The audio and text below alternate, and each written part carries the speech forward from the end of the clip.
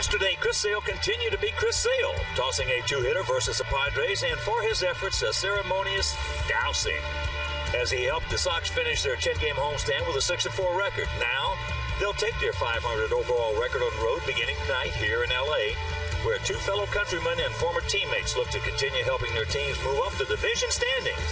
It's Puig and Abreu next from La La Land.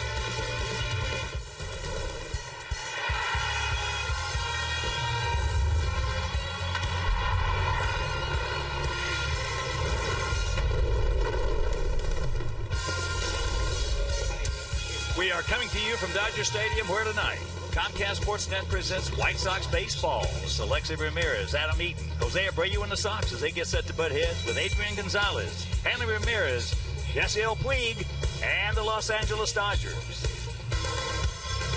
Happy buddy and welcome. With Steve Stone, I'm Ken Harrelson as we get set to bring you the first of this three-game set and the first of the 7-day, 6-game West Coast swing. We'll have three here, off day on Thursday, then finish it off with three against the Angels at the Big A in Anaheim. So the Sox coming off that 10-game road trip, homestand, I should say, 6-4. And as we mentioned just a moment ago, Chris Sale was Chris Sale.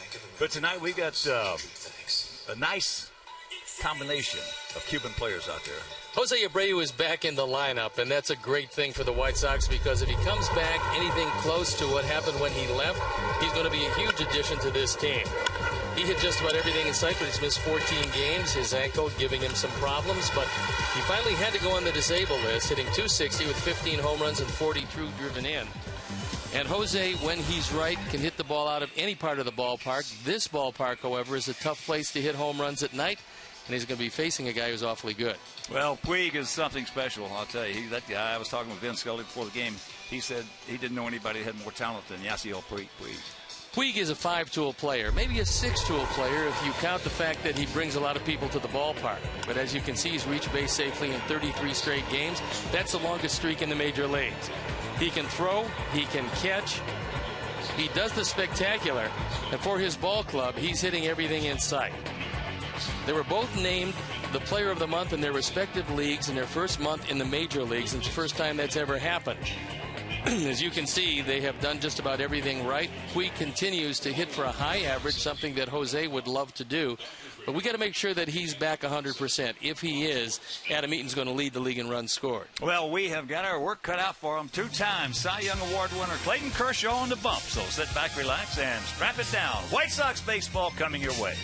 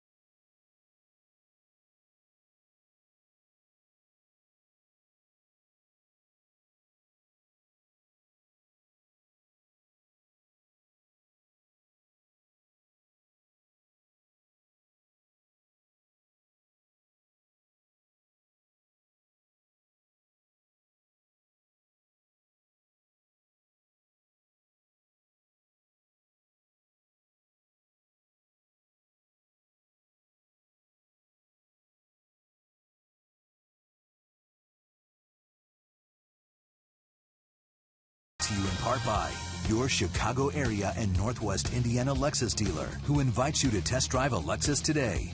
Blue Cross and Blue Shield of Illinois. Through it all. AT&T Uverse. AT&T Uverse TV. Check availability at 1-800-PIC-ATT. Rethink possible. And by Ford. Check out America's freshest lineup at your local Ford store or at localfordstores.com. Welcome back to Dodger Stadium in beautiful Los Angeles. The weather is absolutely gorgeous tonight, and the Dodgers come in 7.5 games in back of the Giants in second place. Our Sox come in 4.5 games in back of Detroit, also in second place. Let's take a look at how Robin is going to line up our Sox tonight. It's going to be Adam Eaton leading it off, and then Gordon Beckham in the 2 spot with Jose Abreu at first. Nice to see him back in the lineup. Dayan Viciedo in left field. Alexei Ramirez at shortstop. Against the Dodgers' lifetime, he's been absolutely wonderful. Connor Gillespie at third. Tyler Flowers behind the plate. Moises Sierra in right field. And Jose Quintana with a chance to show off his batting skills tonight, hitting 9th. The Kia defensive setup, an outfield lineup behind Clayton Kershaw. It's Kemp, Van Slyke, and Puig in the outfield with Turner, Ramirez, Figgins, and Gonzalez in the infield. Drew Butera behind the plate, and our Lexus pursuing perfection starting pitcher is Clayton Kershaw. This is 7th start. He's 3-2, ERA a little above 3.5. 36 hits and 35 in the 3rd innings. And so they've thrown the ball around the infield, which means we're ready to play baseball, and I'm ready to turn it over to my play-by-play partner, Ken Harrelson. Hi, Stevie. Thank you. And once again, good evening, everyone, and welcome to White Sox baseball right here on Comcast Sportsnet. So happy you could join us for the first of this 3-game set. And before we show you our picks to click, you at home select yours. Adam Eaton will lead it off. And the first pitch of the ball game, that's fastball hit deep into center field, but they got a man there. And that's Andy's son, Scott Van Slyke. You're going to know early in this one all about Kershaw, because if he can't spot his fastball early, then he gets in trouble with the curveball. And so 1 pitch, 1 fastball, and he got an out on it. So here is Gordon. Gordon hitting at 279. 4 homers, 11 knocked in. Well, when you're facing a 2-time Cy Young Award winner, there's a reason for it, and the reason being, one of the issues are, and is, you better get him in a hurry. That curveball is pretty close to unhittable when it's right. And if he gets in that rhythm, and that release point with that hook, you get no chance. As they say, it's 0 chance. This game is over, because he is tough.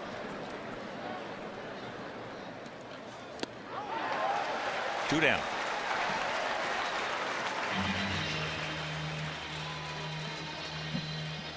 And right now, let's check out our picks to click. DiManzio, our director and the crew, went with Gordon. Steve's going with Alexei. And Terry Hanley, Mike Williams, Eric Aldrich, Roger Clare, and I, we're going to go with Jose Abreu, who's at the plate right now. And prior to the game, he had another unfortunate thing happen, believe it or not. There's a little soft comebacker. That didn't take long. 1, 2, 3, and after half inning of play, it's our guys nothing and their guys coming to bat.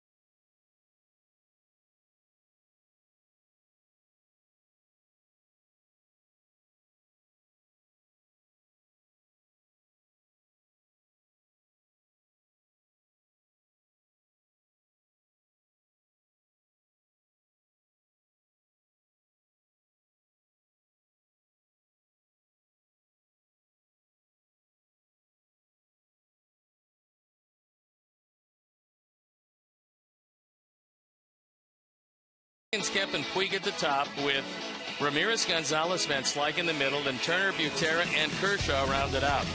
The key to defensive setup and how they're going to line up behind Jose Quintana.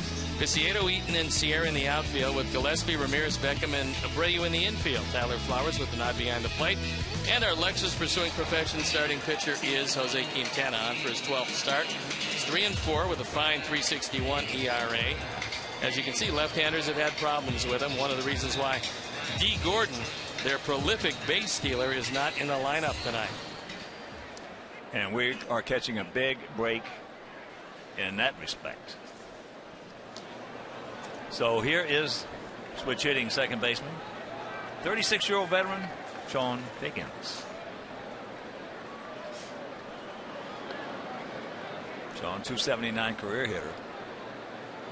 And he takes first pitch strike. Dodgers come in hitting at 256 as a club with a 3.50 team ERA. Dodgers, here's an interesting stat on the Dodgers. At home they're 12-17. On the road they're 18-11. It's pretty hard to believe that there would be that much of a disparity.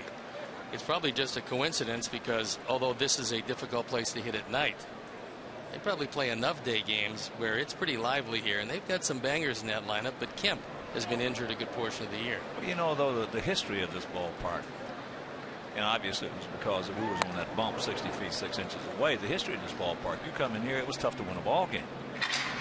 Tough to score any runs, certainly. Tough to win a ball game. If you can't score, it's tough to win. If your pitcher didn't hold him down to 1 or none, or at the most 2, then you had your big problems. Outfield slightly to the right. There's a strike. Higgins a much better left-hand hitter than right-hand hitter. 292 as a lefty, just 154 as a right-hander. Well, Sean, when he was in that Angel uniform, he was good, really good. Went to Seattle.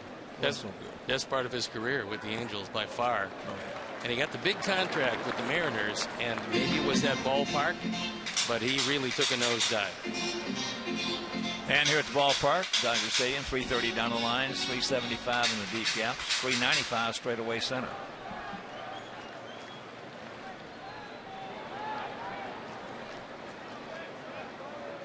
Payoff pitch. And here also at Dodger Stadium, traditionally speaking, a late arriving crowd and an early leaving crowd. And with all that said, they're averaging 46,088 per home date.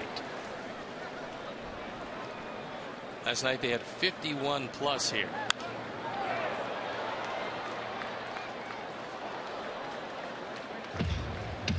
If you pull the ball in this park, you can hit it out. It's not all that difficult.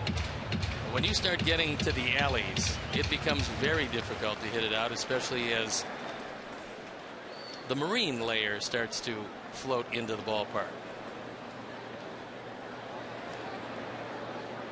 There's a line drive, base hit. So good speed aboard.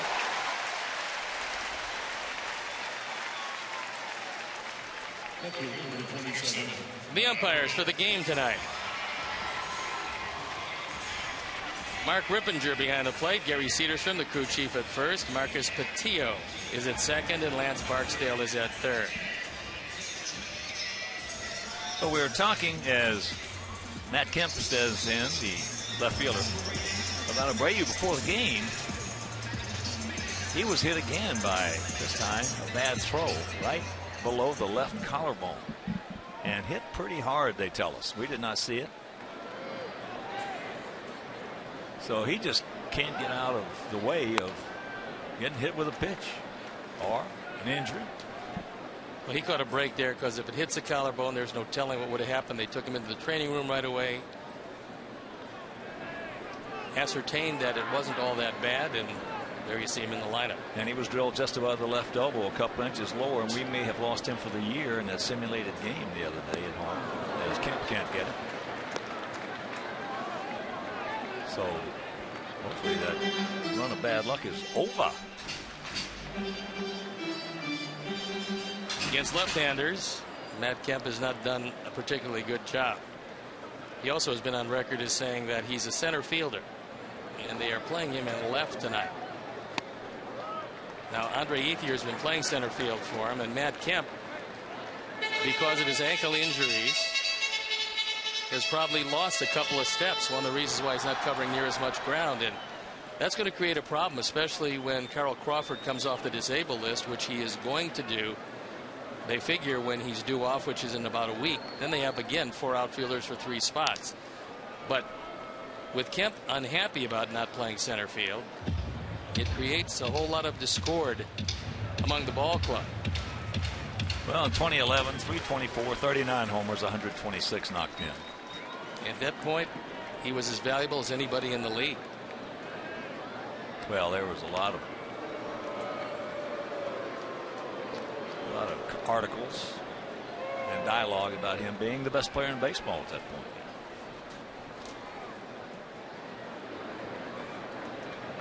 But he can't stay healthy. It's just absolutely amazing.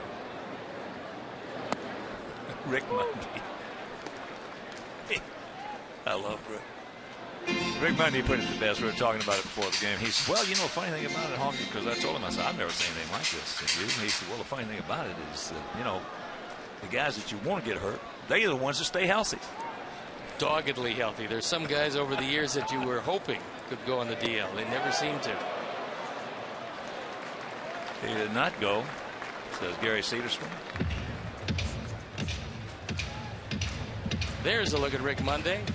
Boy, he's got a great sense of humor. He's got a sense of humor like Robin. First player ever drafted. Yeah. He joined us in 65 in Kansas City. Out of Arizona State. And we wore him out as a rookie. Getting all that money, being the first player drafted. There he goes. And rack him up. Thank you very much. Gordon did just a great job of footwork around second base. Figgins, who's been a pivot man most of his career, went after him. He thought he had a shot at him because he was running on the pitch. And yet Gordon got the ball quickly from Ramirez and got out of the way by stepping inside. Watch Gordon there. He steps inside away from the sliding Figgins. They turn too easily. And this is becoming as good a double play combination as there is. And Figgins, what he did there, you might be able to call interference, but it wasn't necessary. Well, you're never going to see a double play combination. Well, not in the past, you have never seen, is a better way to state it, a kind of double play combination with 2 arms like that. No. 2+ arms and great footwork by Gordon. And the way things in baseball are going in the future, I'm sure you'll see another double play combination with even stronger arms, the way these players are going. Well, what's happened is you get guys that are drafted for their hitting and their shortstops, and they realize in the major leagues they can't play shortstop, so they move them to second base. Those are the guys going to have the plus arms. Ball is killed off the glove. And they just do get him. I think we caught a break. I think he was safe at first, but we'll have to see. I think he caught a break. So Mattingly is going to come out, and he's going to take a little time. Now, we were told, our producer Mike Liberty told us before the game started, that the Dodgers have been warned by Major League Baseball. Pace of play. Pace of play. This is not entering into the pace of play. It's when the pitching changes are made and the bullpen guys come out of the bullpen, they better get their behinds out there a little faster, or they're going to be fines, which is the first time we've ever seen a Major League club warn for pace of play. Gordon did a pretty good job of getting to it.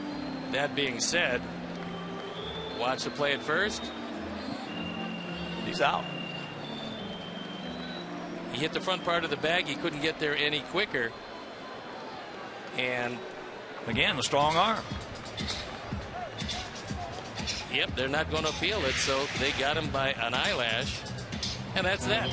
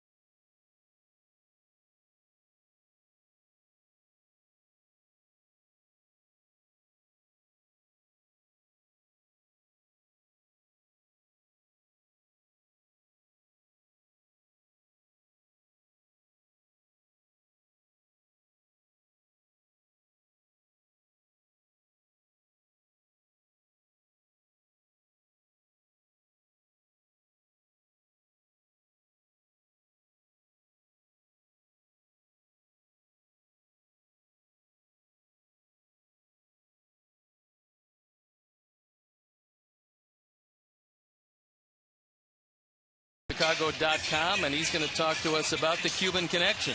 Yeah, tonight, you know, we've talked about it all year how the White Sox have had 4 guys who are Cuban-born, but Jose Abreu tonight, there's 2 of his former teammates, 2 guys from his own province here with Yaisel Puig and, I'm going to butcher this name, I'm sure, Irisbel Abrena. He's a rookie infielder who just came up this week.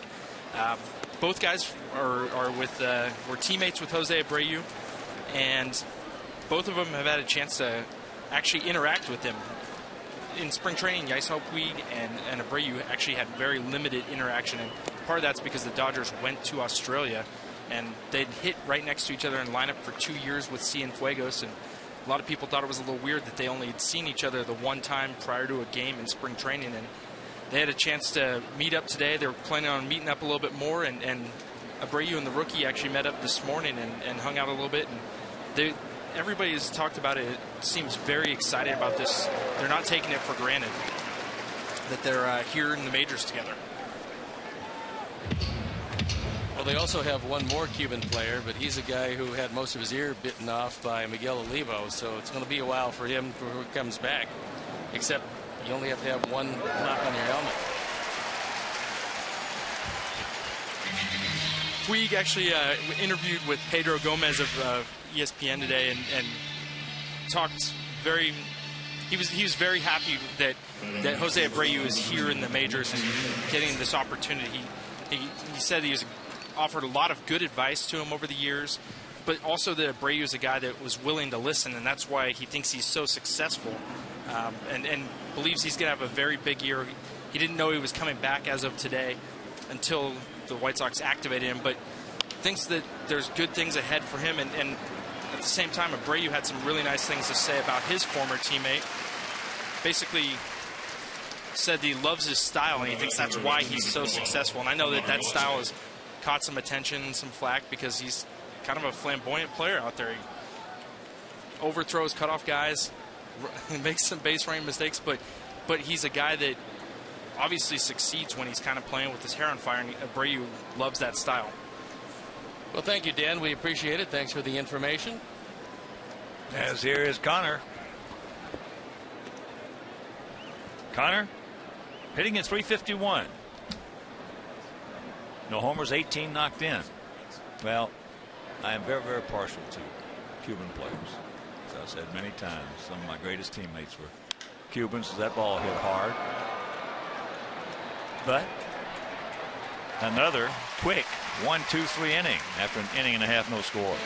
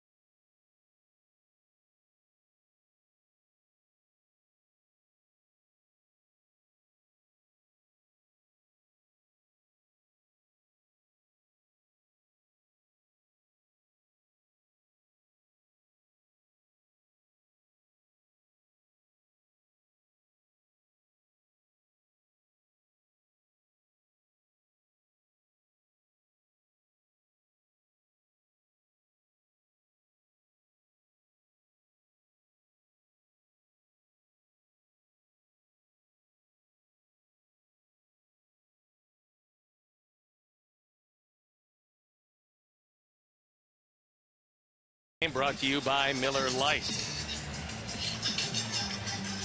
And you can show off the colors of your alma mater at College Day on Wednesday, June 18th, with specially priced tickets for all college and university students, alumni, faculty, friends, and family. Tickets start at just $10 for lower level seats. Get your tickets by visiting whitesox.com/UNIV. That's Wednesday, June 18th. When Hanley Ramirez is entirely healthy, he can be as destructive as anybody in this lineup, but he has not been entirely healthy this year. And the question mark for the Dodgers is, do you bring him back?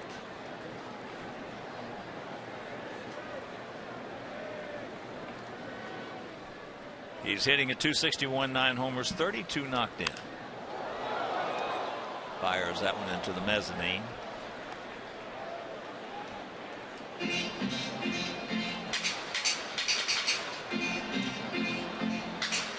Now the Dodgers with that phenomenal stretch last year where they went from June 22nd to August 17th, a stretch of 50 games. And in that 50 games, Steve and I were talking about it, and all the experience we have in the major leagues, I could never recall a stretch like that, nor could Steve. They went 42-8. Now that's the reason they got into the playoffs, and it was 3 weeks after Puig got here, and right when Ramirez came off the disabled list last year, and they coincided, and they were absolutely, well, as close to unbeatable as you'll get. Well, that's the thing about it, because, you know, the Rockies went 22-1 in that stretch that they had phenomenal. But for a 50-game stretch, that's the best I've ever heard. And, of course, Puig just lit this team up. Well, everybody talks about Puig, and that's certainly one of the big reasons. But Hanley Ramirez, when he came back, and he only played in 86 games last year, he had .345. Yeah. And he came back at that point, and the combination of those two guys in the lineup together, everything is contagious. Right. And the whole team just picked up and had just a remarkable season. Here's Adrian at .269, 12 homers, 37 knocked in. Last year hit .293, 22 homers, and drove in 100. He's got pretty good power to left center field. And Viciedo is playing over toward the line and left. One hopper. 2 down. Batting next, center fielder number 33, Scott Van Slyke. So here's Scott Van Slyke. Scott at .254, 4 homers, 7 knocked in. Playing center field for these Dodgers. And his dad was just an outstanding center fielder for many years in the National League. And a pretty good hitter, especially in the 7th, 8th, and 9th innings. Well, the strange part about it is that Scott Van Slyke is not a center fielder. But they decided not to play Kemp there for whatever reason and put Van Slyke out there.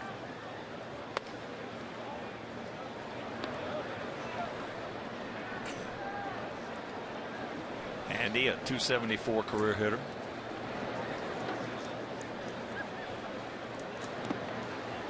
And it was a hard .274. Andy was part of that great Pittsburgh outfield.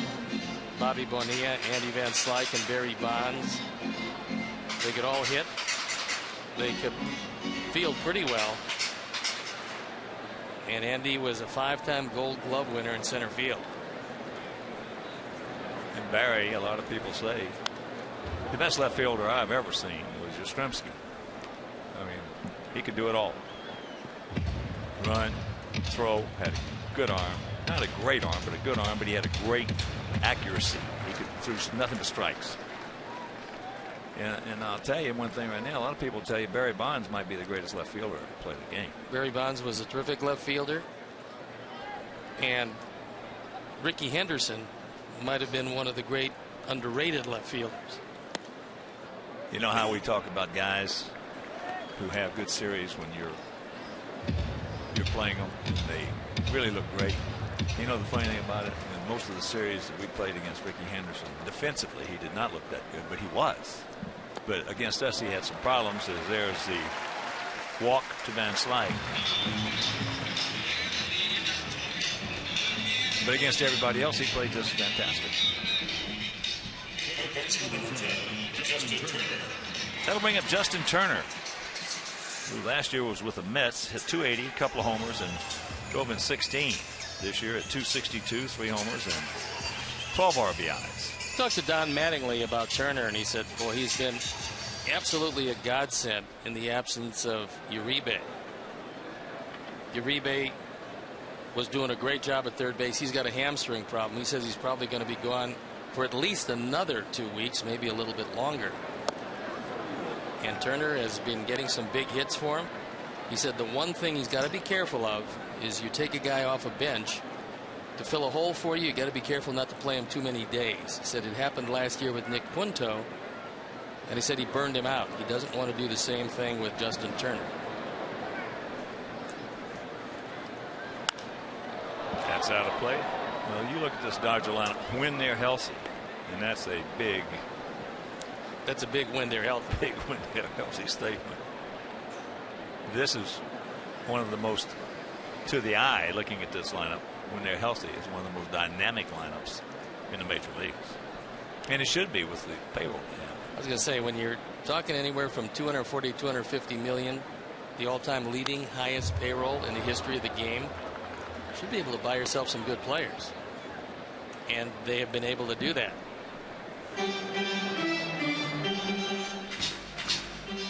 There is Tommy Lasorda and Magic Johnson. Magic's on the left. I used to love watching and Larry Bird hook up.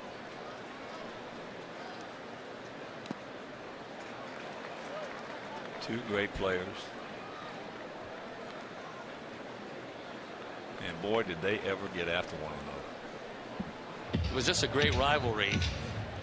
And sometimes that's what it takes to bring the true greatness out of that's what makes, individual players. That's what makes a sport. What makes a sport, great players and great rivalries. Yeah.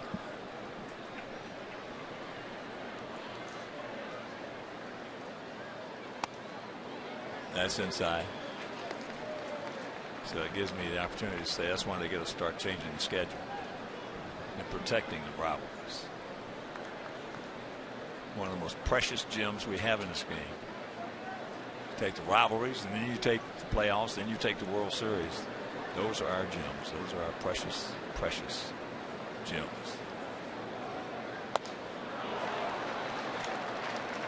There you go. We're into the third, no score.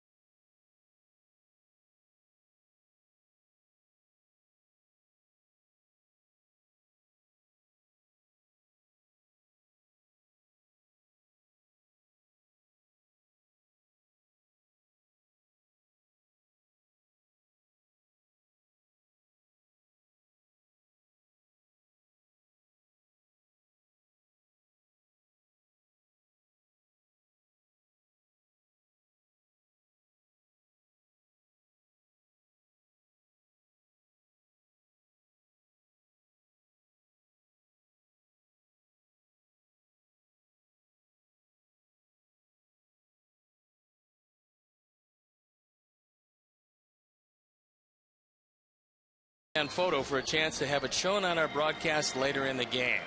It's brought to you by AT&T.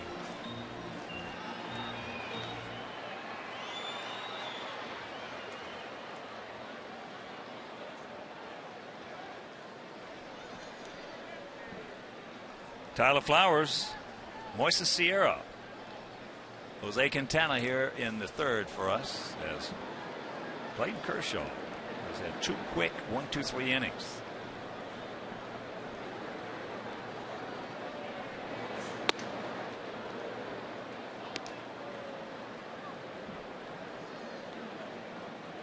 Tyler at 287, 4 homers, 16 knocked in.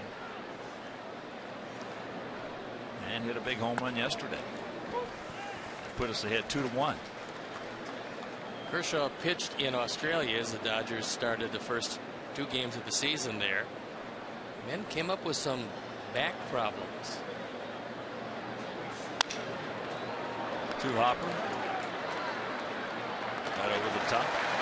1 out. Those back problems put him on the shelf. And the Dodgers losing their number 1, just like when we lost Chris Sale. Makes it really difficult for them, but now seemingly they've got everything together. And last year they led the major leagues for a starting staff ERA. No reason to assume that they can't do it again this year now that everybody's back. So here's Sierra, 255, a homer, 4 knocked in.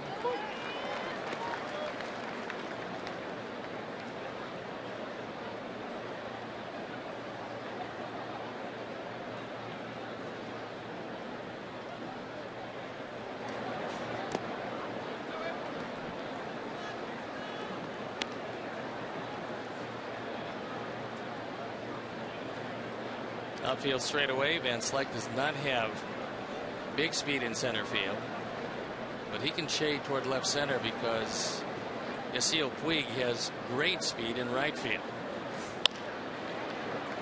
3 hopper.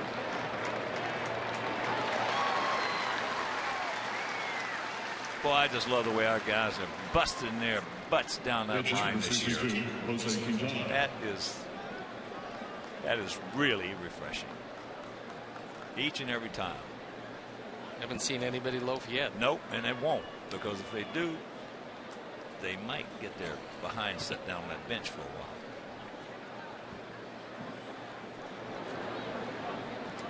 Here's Quintana. I talked to him about hitting for the game. He said he was anxious. That he wanted to take a swing, but did a couple of fastballs. He just soon hit that than the curve. Tardy on that fastball. I think. Pitchers who don't hit, when they do get a chance to hit, unless they're guys like Zach Greinke when he was in the American League who could really hit anyway, they take some most unusual swings.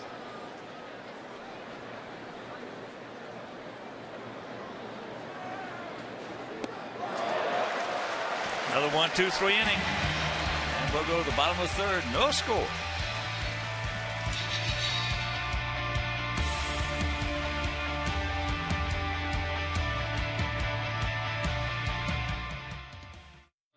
Season, the Dodgers and Bank of America are thanking and paying tribute to the men and women of our nation's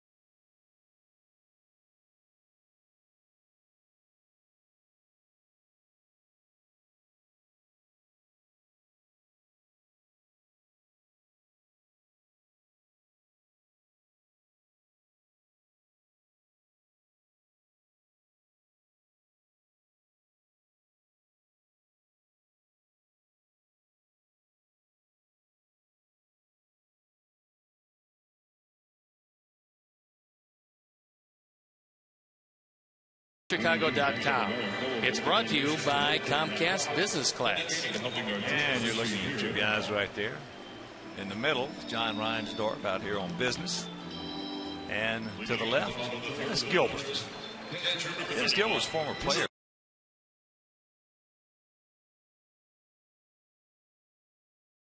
Run.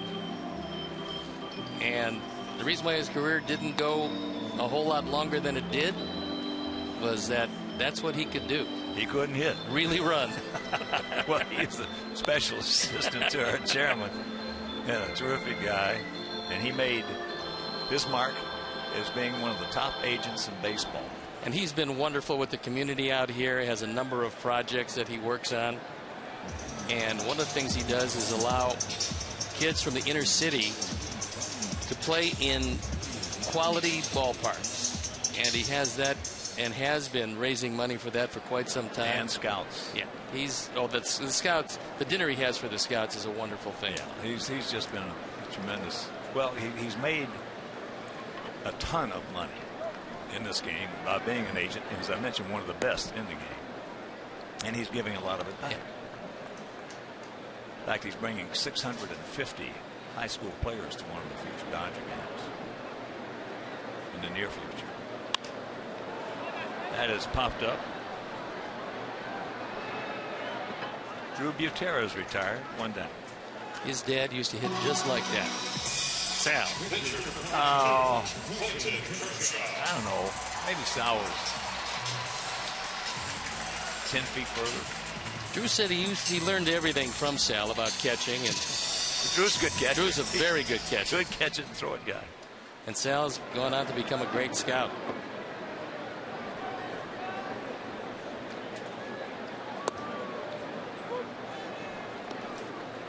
Kershaw 3 for 12 in his at bats this season.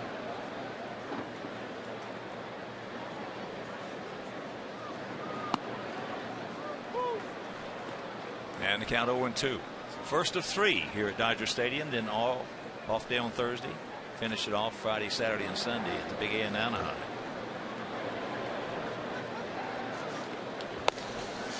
I think the visibility early in games here in Los Angeles so much favors the pitchers that it's pretty tough to score a whole lot in the early going. Then eventually, about the 5th inning, the lights will take over and it'll start to even up visibility wise. And talking to pitchers and having been on this mound myself, this always looked like you were closer to the plate. This is a place that pitchers love to pitch in. They always have. It's always been a pitcher's park. And for whatever reason, that mound, it appears that you're 56 feet away, not 60 feet 6 inches. There you go. 2 down. Well, we came in here to play them. In fact, this is where the Angels played when they were building the Big A. They had originally, Angels started out in L.A. at Wrigley Field. Yes. Then when they were building the Big A, they played here at the stadium, and we came in here to play them. And I remember hitting a couple of balls hard into left center field. Didn't even get to the track. And they've moved the fences They moved in. these fences way in, and they didn't get to the track at night. So we came to the ballpark one day, and I forget, Mel McGahey, I believe, was the manager. And I asked Mel, I said, Mel, could you do a favor? He, what's that? I said, could you get the umpires to check the distance from the mound to the plate? He said, what do you mean? I said, Mel, it looks like you're standing right on top of you. It felt that way. He did. He had them check it. It was 60 feet 6 inches.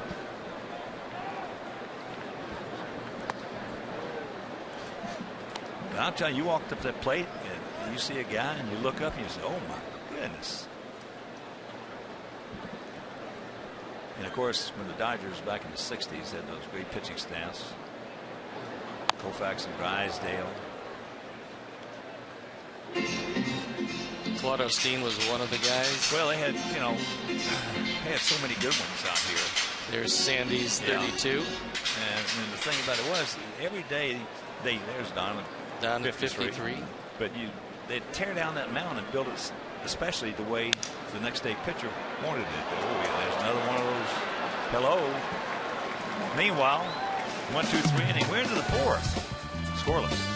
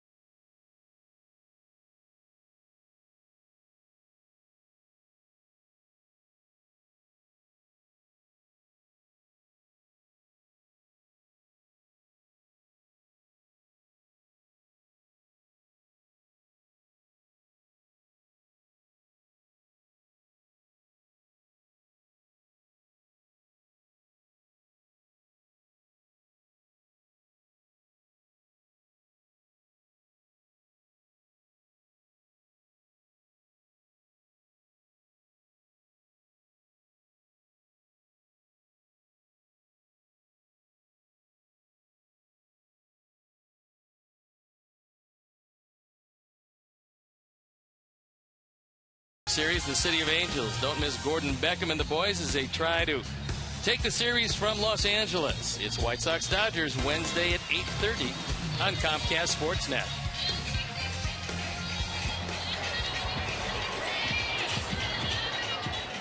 It'll be the top of the order for us because Clayton Kershaw has retired everybody he's seen through 3. Adam Eaton hit the first pitch thrown by Kershaw. A fastball hit it high and deep into center field. If he can drag a bunt up the right side, he can beat it. Because Figgins is way back at second. Now he moves in a couple of steps.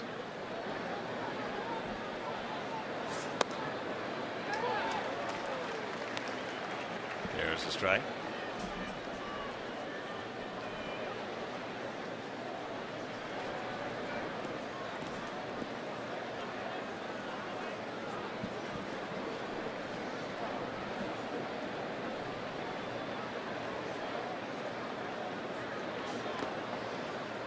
Had a real nice experience before the game, talking with Don Newcomb. Great Dodger right-hander. Don will be 88 years old shortly. Don was dressed very well. He is dapper, and he looks terrific. There's a little chop or 2 hopper.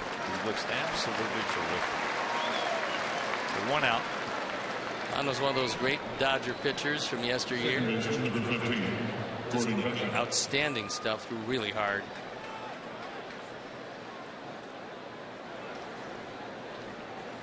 So here's Beckham, struck out on a Kershaw curveball. What new?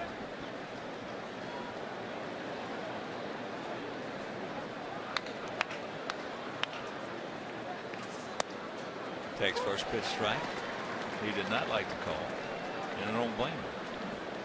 The ball was a little inside. If Kershaw gets that and puts you in a position to wipe you out with the curveball, well, then you're going to be wiped out.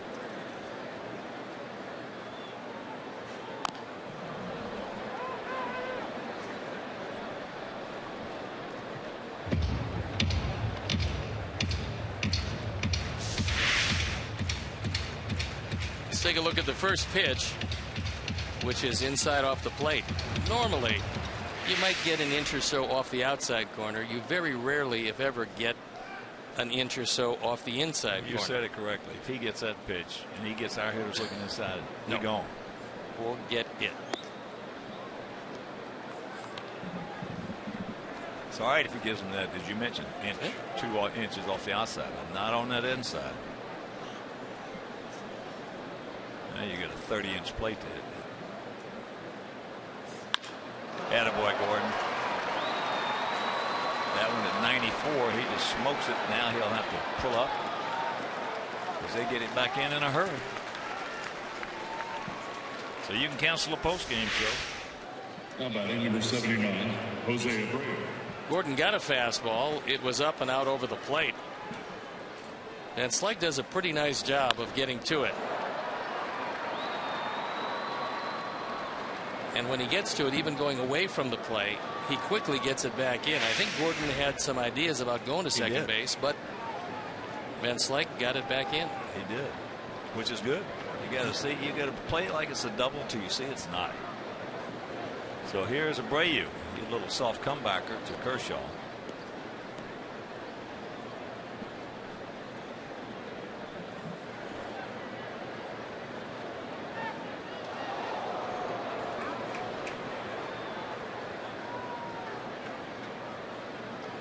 Well, you're not going to be, before the game starts, I'm sure our hitters went over. Let's look at Gordon. Gary Cedarstrom had a smile on his face like, they almost got you. Gonzo probably telling him, where are you going? And that's foul back. Let's take a look at what it looked like with Jose Abreu in the lineup. First 44 games with him, a couple games under 500. That was largely due to the pitching. The batting average at 261 and the runs per game 4.9. Without him, the pitching came around, but the batting average went way down, as did the runs per game. All in all, it's nice to see him back in the lineup. Kershaw with that exaggerated Is that ball hit high and deep? Way back, he looks up. You can put it on the board. Yes! He's back. Yes! Sox lead it 2-0. I was going to ask you how long you think it's going to take him to start feeling good enough to hit like he did before he left, but obviously it was one at bat. Because this was the second at bat. And it looked like he got a rolling breaking ball and hit it out of the park. That's home run number 16. He either tried to throw a cutter or a slider inside, and it wasn't as fast. No, and he hit it out. Didn't make it by much, but enough. So Terry Hanley's, Mike Williams, Eric Aldrich, Roger Clare's pick to click. What I was going to say, our hitters in the pregame meeting going over Kershaw, you know, the curveball should never come into conversation except right off the top. And that being, for an example, we used to face a guy who had a great curveball. All right, fellas, just forget about the curveball. If he gets 3 over, don't worry about it. Come over, grab some bench. We're going to beat him on his fastball, or if he hangs it now, it's a different story. And that's what happened. It looked like either a cutter or a slider. 44 now driven in. And the big man is back. You know, as we talked prior to the game, he impresses me as being a very tough guy. And the reasons being, for those Sox fans out there, is that he played hurt with a sore ankle all spring long. Started the season, he played with that same sore ankle for quite a while, for about 40 games. That's softly hit. Then he got hit in the elbow the day before yesterday, 2 inches lower. We may have lost him for the year. He got hit today just below the collarbone, and he's still in there. But meanwhile, the 2-run homer, we lead it 2-0.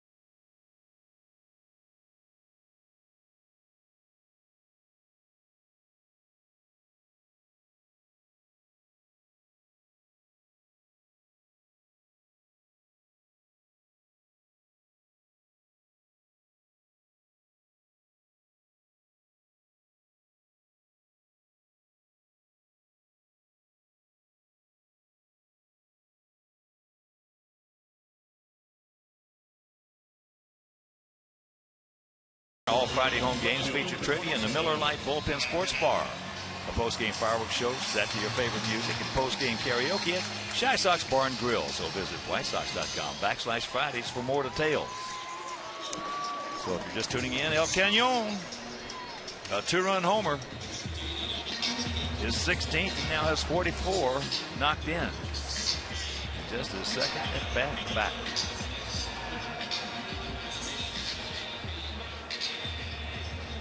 Here's Kemp, followed by Puig and Ramirez.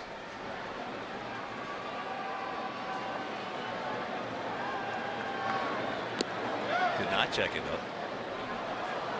Good deal to Gary Cederstrom, and he said yes indeed, he did swing at it.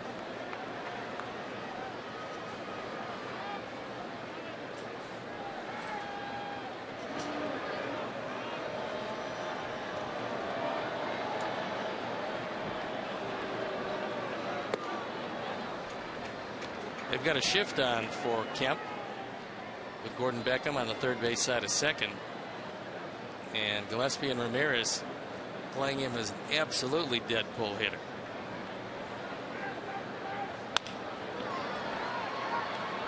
Perfectly. And right into that shift. First out.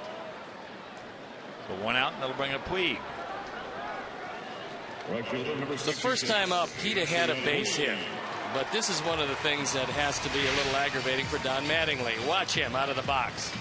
He takes 2 steps, then the ball gets away, and he gets called out at first base. If he's running from the time he hits the ball, he's going to beat that by a good 2 steps. He wasn't, and it was out of the inning in the first.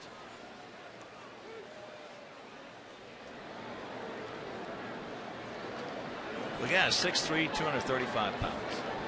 Pretty amazing how fast he is. But again, you look at this pick and the peg. Beautiful. Pick it, Wilson. 2 down.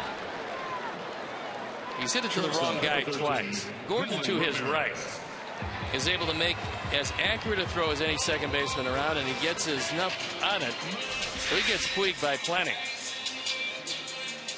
That's a terrific play by Beckham. That throw is right there, and Puig is not even in your picture yet.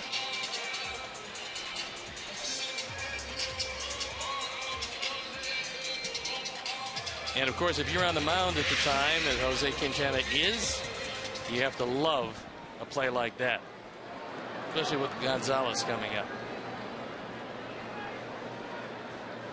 or Ramirez coming up. Either one.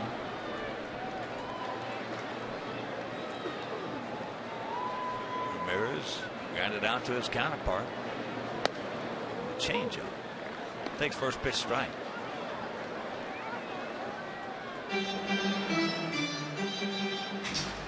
Hanley was a farmhand of the Boston Red Sox.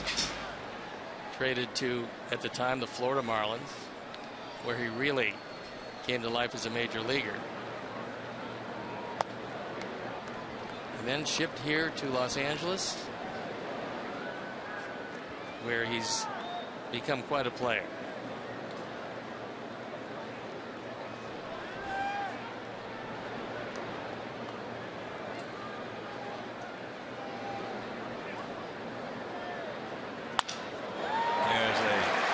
Broken bat.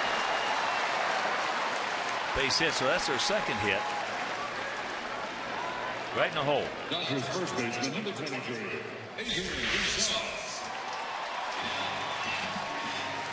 High fastball on the inner portion. And Ramirez able to get enough of it to drive it through the left side. He had a home. I was watching the highlights a few days ago, maybe a week ago. He had a home run. He went like 435 feet or so. Swings hard enough. And he hit it with his hands almost touching his chest. You're talking about some short arms. As we've talked about so often, one of the worst words in hitting is extension. You get extension, you're just not going to hit the ball very hard. You're going to get jammed. You're going to have sore thumbs. You could get extension and never hit an inside pitch for your career also. That's exactly right.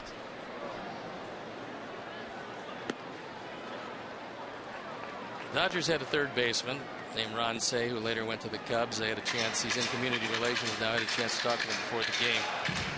He said he watched Giancarlo Stanton here, and he hit 2 over the bleachers, over the tin roofing out there. He said he'd never seen anything like it. Can't get it.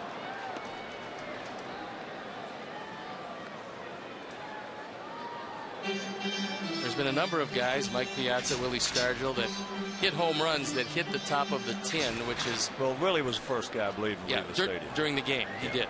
Took it on the tin, he said, but Stanton's, they were in batting practice, but rocket shots. That's caught by Gillespie. And that'll retire the side. We'll go to the 5th inning. We lead at 2-0.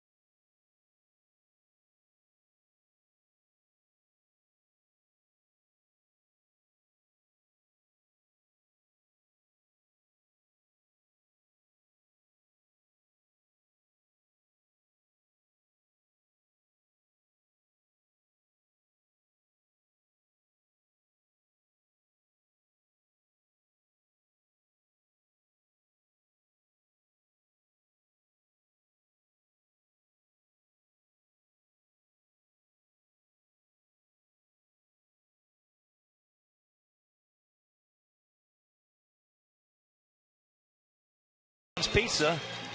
When the Sox score 5 or more runs, you get 50% off your entire online order at papajohns.com with the promo codes SOX5 the following day. So better ingredients, better pizza, Papa John's.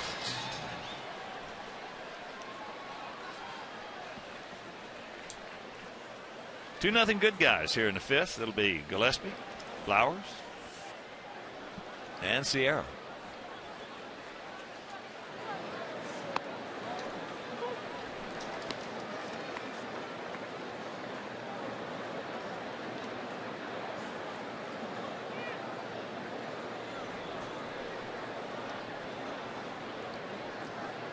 Well, those 2 shots that Say told you about Stanton, I mean, those are prodigious. It's absolutely amazing when you take a look, and the tin part is that's the top over the bleachers, and there's been a few guys that hit that tin, but if you look just to the right of the State Farm sign, that's one of the shots he hit, and a little bit over further was the second one he hit that went completely over the tin. Well, you saw the amazing. upper deck right there. And down the left field line in the World Series against the Yankees, Frank Howard hit one in that upper deck. That's pretty amazing also. Yeah, because, you know, to get it down the line like that and hit it and keep it fair and hit it in the upper deck is almost unbelievable.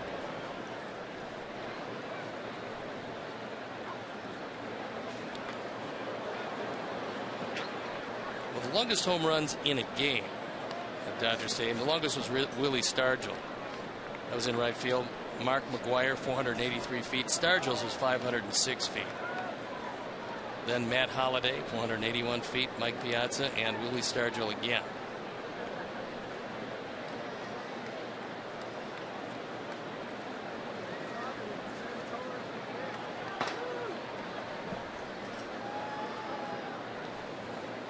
Willie hit the one 506 out of the ballpark, just to the right of that sign. Yeah, that's fouled out. You and I both had a chance to talk with one of the greatest, if not the greatest of all time, Vin Scully, before the game. And it's absolutely amazing. He started with the Brooklyn Dodgers. He looks absolutely fantastic, and first time I had a chance to meet his beautiful wife. Yes. I told Ben, I said, no wonder you keep looking young. Sounded like a broken bat. For 1 out. I was asking him about his ball club because, quite obviously, he's seen a lot of Dodger teams, an inordinate amount of Dodger teams over the years. And he said this team would have to do exactly what last year's team did to get to that point. He says he's not certain if they have the ability to do that. He said last year was that remarkable season. You talked about it, with 42 wins out of 50 games. You can't recreate that kind of chemistry. No, that comes along. Well, it's the first time I've ever seen it come along in 50 games stretch. And it was a convergence of 2 things that can't happen again, because Puig is here. You can't bring up a guy that has that kind of impact. And Hanley Ramirez came back off the DL, did 345. Again, you can't bring up a guy to have those kind of numbers. That curveball a little bit low.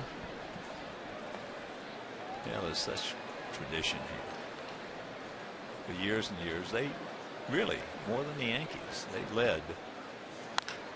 If you're talking about organizational tradition, they led baseball in tradition. Well, I talked with Ned Colletti, their general manager, and he said when the new guys came in, they called him in and they said, whatever it is you ever thought of doing, go and do it. Don't worry about the money and what it costs. You want to make a trade, make it. You want to get a free agent, sign him. You want to do whatever you want to do, go get him, and that's what he did. And they put together a pretty good team. They haven't won the big prize yet. They got enough talent to do it, but unfortunately for them, the physical aspect hasn't been there. Well, the health issues have just decimated. That's the one pitfall to me in my own view of baseball. The one pitfall, as he gets Tyler. And that is out number 2. Especially with pitchers. Long-term contracts with pitchers. I just don't like it. Never have and never will. It's just, that's the way. But the game is, that's it. It is what it is. It's not going to change. I just don't see it. It just takes away something for me. Viewing the game in how it's played and the designated hitters and the disabled list, especially the disabled list. It's just unbelievable. Well, I don't think there's any guarantee that a pitcher is going to stay healthy, but it would really help for each and every organization to have a motion man, a guy that is able to break down each and every pitcher's motion and tell you, like you said Don Drysdale could do, tell you definitively if a guy is going to get hurt or not. And this is a very tough play. Kershaw's not going to be able to make it, and it's a base hit by Sierra.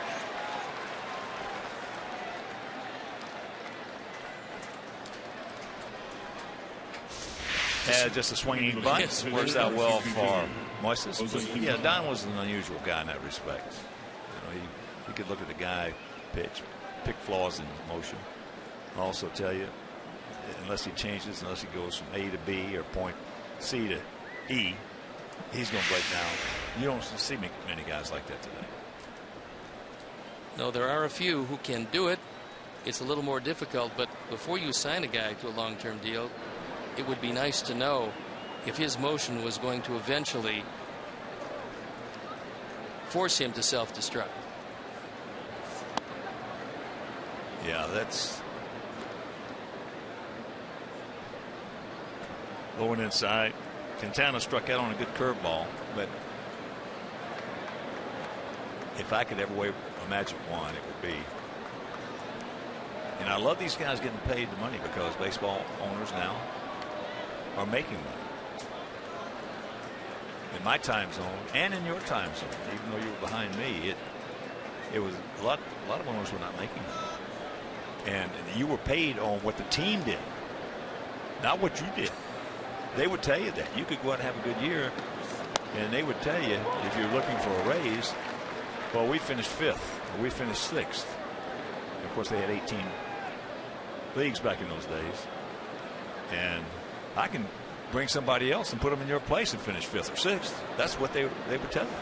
There was no leverage whatsoever. That, and I always like this one. I paid you for what you did last year. It's what you're going to do this year. What are you going to do this year? And then, of course, how could you tell them what you were going to do? Well, I'm going to have a good year. Yeah, but, and that was how the negotiations usually went. Well, that magic wand, if I could wave it for me, it would be everybody on one-year contracts. Everybody. And then you would never see anybody loafing going down the first base line. You wouldn't see any guys. You wouldn't see many on the DL either. You wouldn't see him filling up those training rooms. As he gets him on another hook. We are halfway home. El Canon's 2-run homer. We lead it 2-0.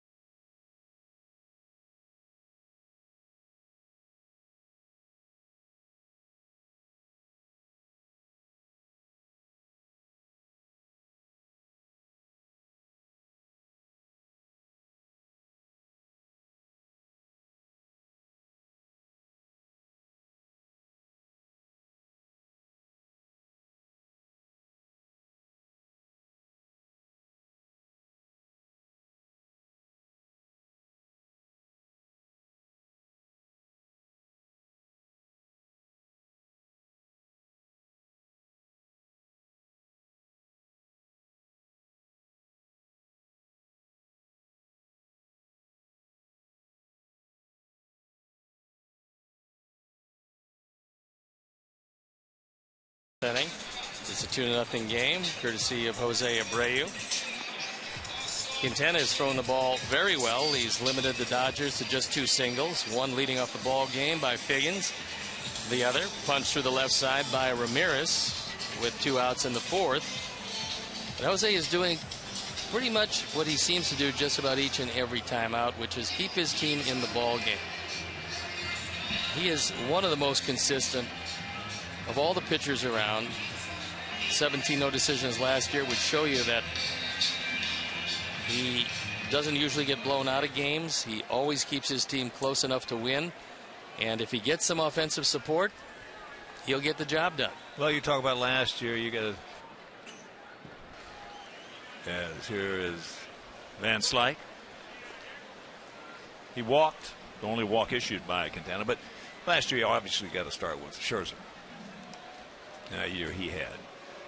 And Kershaw last year was 16-9 with a 1.83 after going through some missed starts. But you certainly have to put Jose Quintana in the top 10 as far as consistent. 17 no decisions, which is an American League record. Well, you can imagine if he threw the exact same season with a team that was averaging, like for some pitchers, 5.3, 5.5 runs per game. They do that for some pitchers. He would have had an unbelievable season. Yeah, he would have. He certainly would have.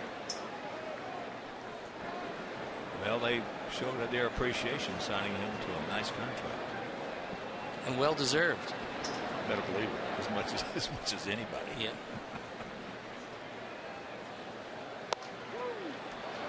There you go.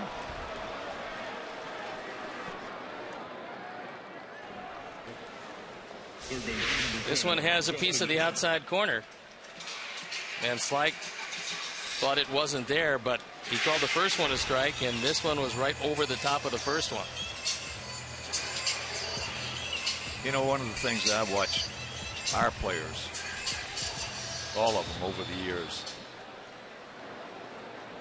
is I go in the clubhouse after every game and I stay there, and I like, one reason I do it, I like to watch how guys are, as that is popped up by Turner, Adam.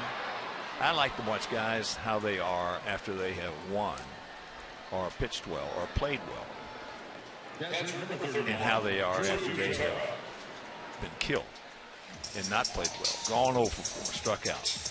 Quintana is one of those guys you never know what he's done. You never know.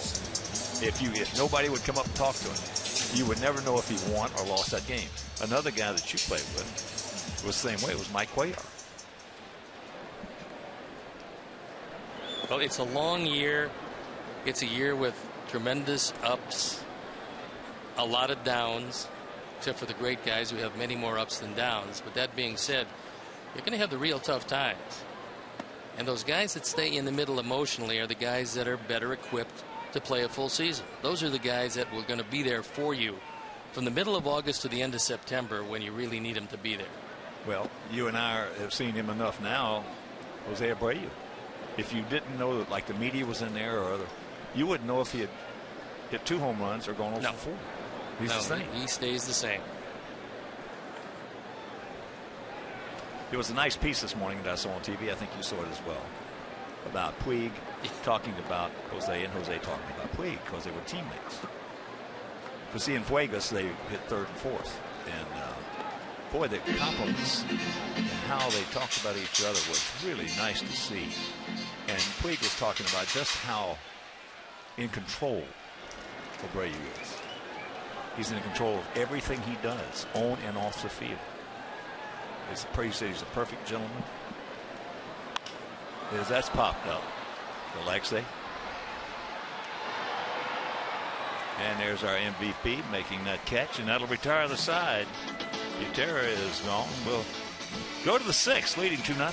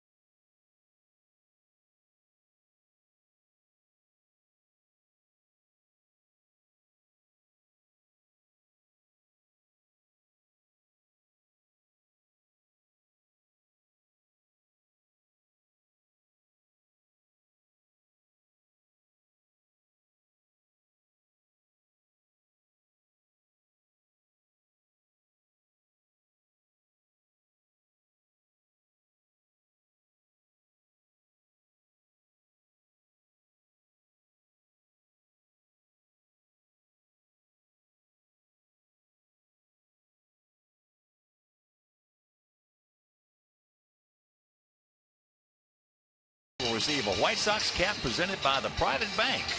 The Private Bank. We solve for X. So purchase your tickets. WhiteSox.com or 866-SOX-GAME. We were talking about Abreu and Puig, and they couldn't be further apart on the spectrum because Abreu is under control with everything. And on the other side of the coin, since Puig has come up to the major leagues, it's absolutely unbelievable because he is so energetic, enthusiastic. Base running mistake, but you know, for all the great plays, some difficult plays for him. But what talent. Well, that's the thing. He's just a different guy. As you say, he's the antithesis of Jose and their personality on the field. I don't know, off the field. And probably in the clubhouse because, you know, Puig has had some issues as Adam tries to bunt it, fouls it back. Adams 0 for 2. He's going out deep to center and grounded to first. But it's very interesting, the comparison, because seemingly by that piece it was done. They love each other like brothers.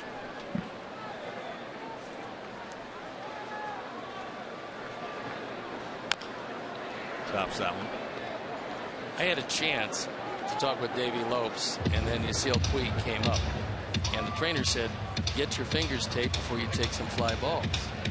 And he said, "Well, who told you that?" He said, "Well, I mean, that's what you're supposed to do." He goes, "Yeah, but who's your boss?" Now, bear in mind, this is a conversation in English, and I was kind of surprised because I knew that he was just learning English. He said, "But who's your boss?" He goes, "Well, Stan Conte, the trainer." He says, "Yeah, but who's his boss?" And he says, "Well, Stan Kasdan." He goes, "I don't see Stan Kasdan. Did he tell you to tell me to get my..." And Davey Lopes said to me, in one more year, he's going to be impossible to deal with in English and Spanish both. Well, you know, a friend of mine in the Dodger organization who knows Puig very well told me that his parents are both engineers and that he is an extremely intelligent young man. He's picked up English so quickly that nobody really can believe it. Yeah. Because there's a little soft comeback. And it's out #1. He told me that he was having a problem with his phone. It wasn't an iPhone, but it was a cell phone. And Puig came over and says, what's wrong? He said, "My phone's not working." He said, "Let me see it." So he took the phone from him, took the back off, was looking at it, moved a couple of things around. Took him like 2 minutes to 3 minutes. Put the back on and says, "Try it now." He said it worked perfect.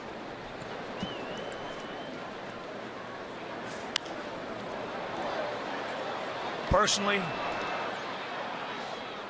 do I think that just from afar that he's been out of line a couple of times? Sure. But I love guys who play like that. I love them. I love. Do I think Carlos Gomez has been out of line a couple of times? Sure. But I love the way he plays the game. He gives you 100%. Carlos had a nice interview on television the other day where he talked about that, where he could see some people misinterpreting what he did. But he said he never intentionally set it out to show up anybody.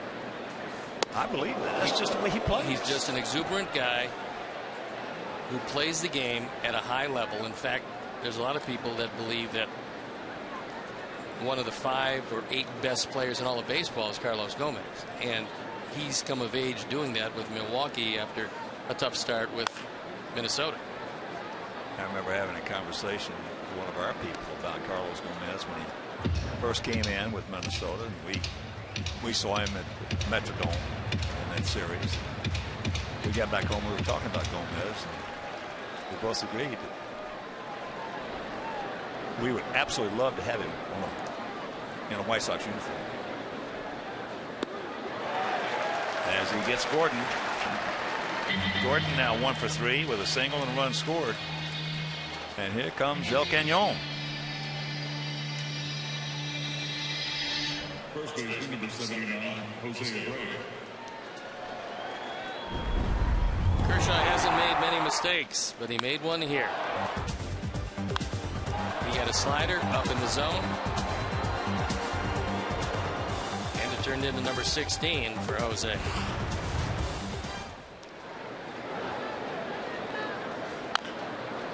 And that's fouled. And vote White Sox.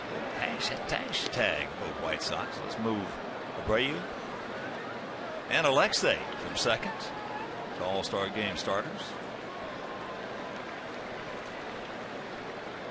It's going to be tough for Alexei, even though he should be there, to beat out Jeter. And everybody in baseball understands that and is okay with that. No, I think Alexei, I believe he will be there and deserves to be there. But I also believe that it's Derek's last year, and the fans want to see him. Yes, it's the fans' game, as he can't get that one. But Abreu's a different story. He belongs to be there and starting in that game.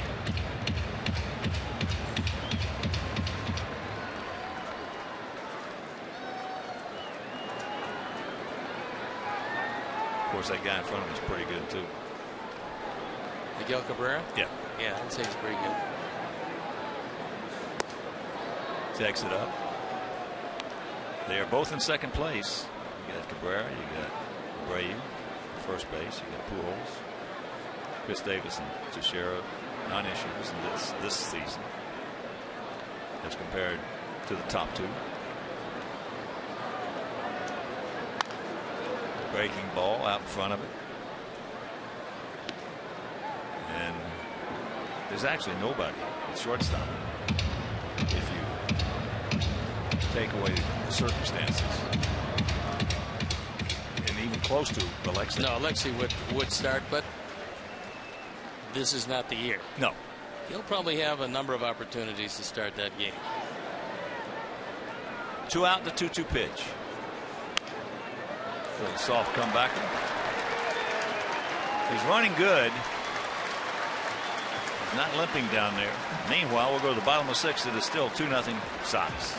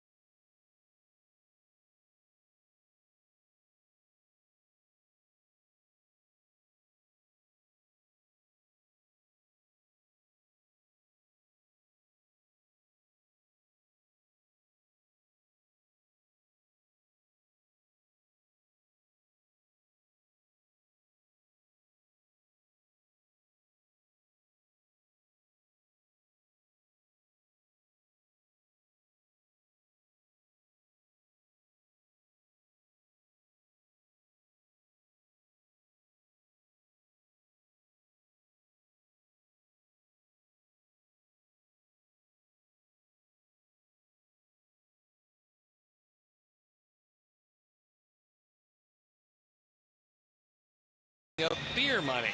Test your knowledge of Chicago sports for a chance to win some cash. Beer money presented by Coors Light.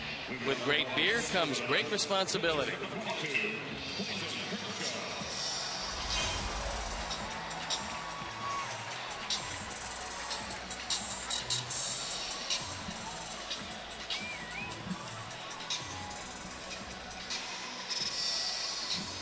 It's the bottom of the 6th. 2 runs, 3 hits, no errors for our guys. No runs, 2 hits, no errors for their guys. A couple of pretty good left-handers out there tonight. As he checks it up.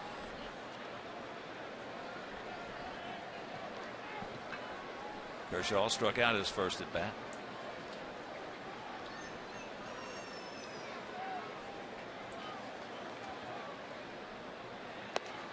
Pretty good hack at that one.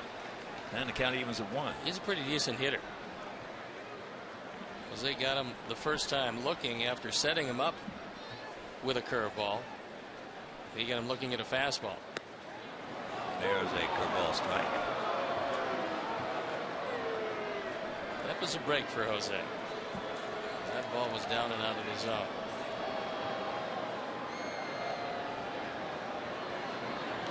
That's one thing about a pitcher hitting or a catcher.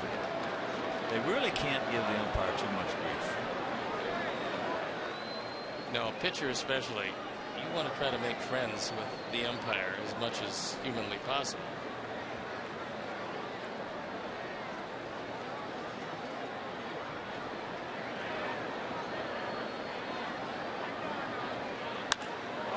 And there's a base hit. He got his fastball, and he got it up and took it through the left side. And Kershaw came in hitting .250, and he'll improve on that. A high fastball.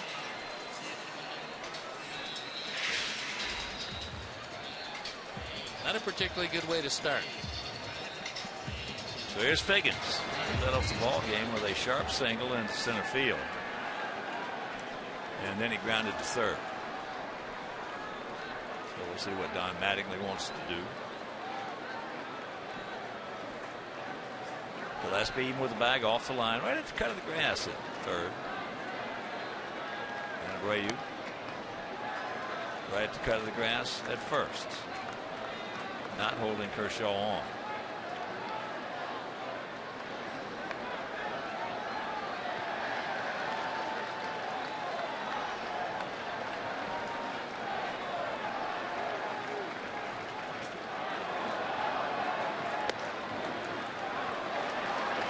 Pretty good pitch, did not get that one.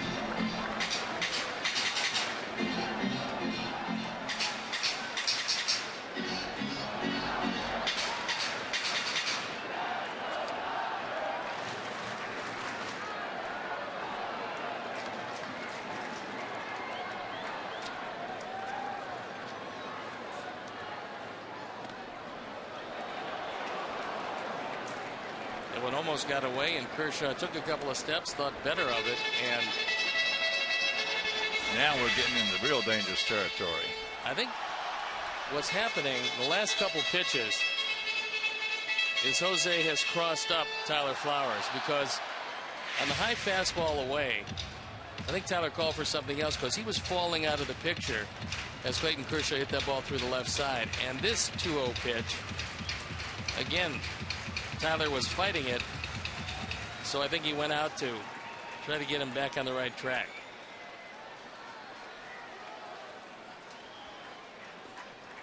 Three and 0 the count. Come back and get him. Make him hit his way on. There's one. Figgins doesn't run near as well as he used to. If you can get the ground ball, you can turn a pair. Make things a lot easier with Kemp and Puig waiting in the wings.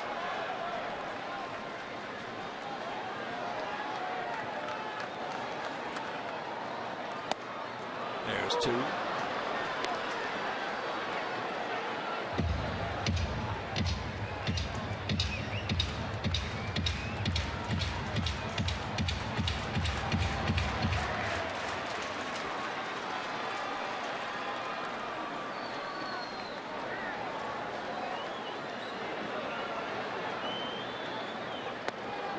He gone. Well, Figgins thought the ball was down. Fortunately, Mark Ripperger thought it was good enough. 4 strikeouts now for Quintana. That one could have gone either way. Tyler did a nice job of catching it and kind of holding it there, making it look perhaps a little higher than Figgins thought it was. Well, for the most part, Ripperger's been pretty consistent tonight. Not calling the high one and calling the low one.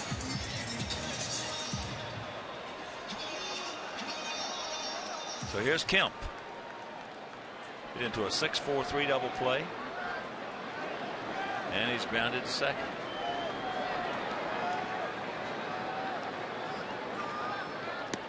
Could not check it up. Starts him off with a nice changeup.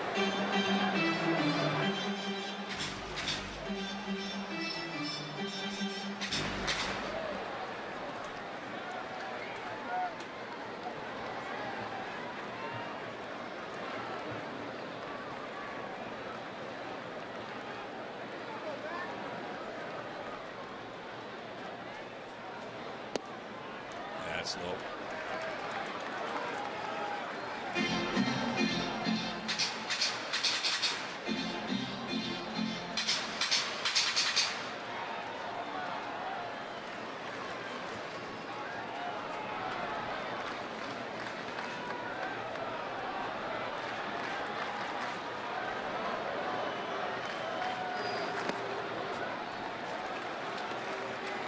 Two and one.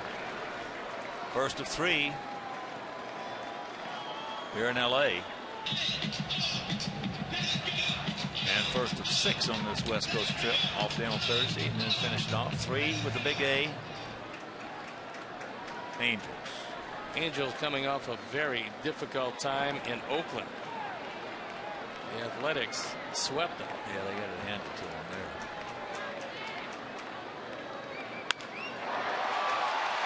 Ball underneath the glove of Beckham. Now Kershaw is going to pull up a second. It's probably going to be E4.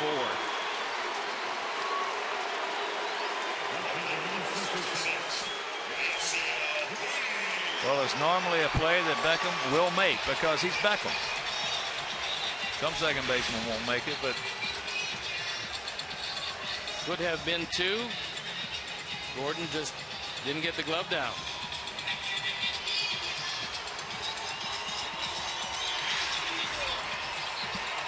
That is error number 5 for Gordon this year.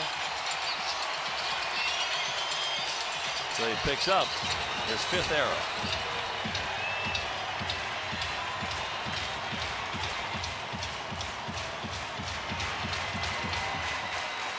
So here's Puig.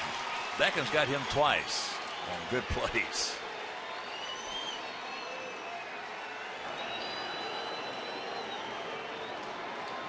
So the Dodgers catch a huge break instead of the double play. 1 out, 2 on. Outfield straight up, spread out about equidistant.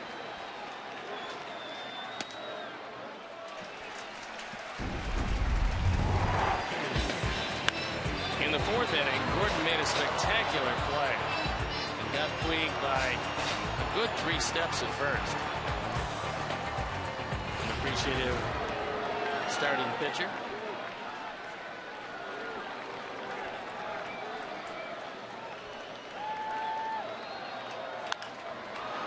And that's yanked foul.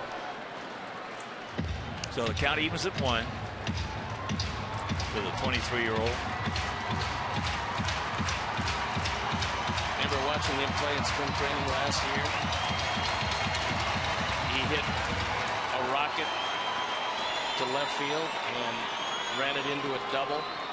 Then got 11 straight hits in spring training. Well, we said 2 years ago he was the best looking player we saw all spring. It was absolutely an amazing spring, as you see, with runners in scoring position, 3rd in the National League, getting very close to 400.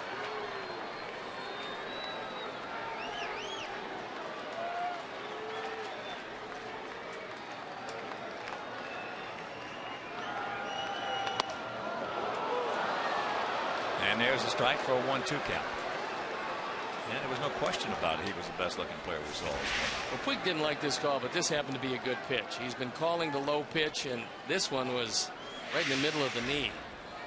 That wasn't all that debatable.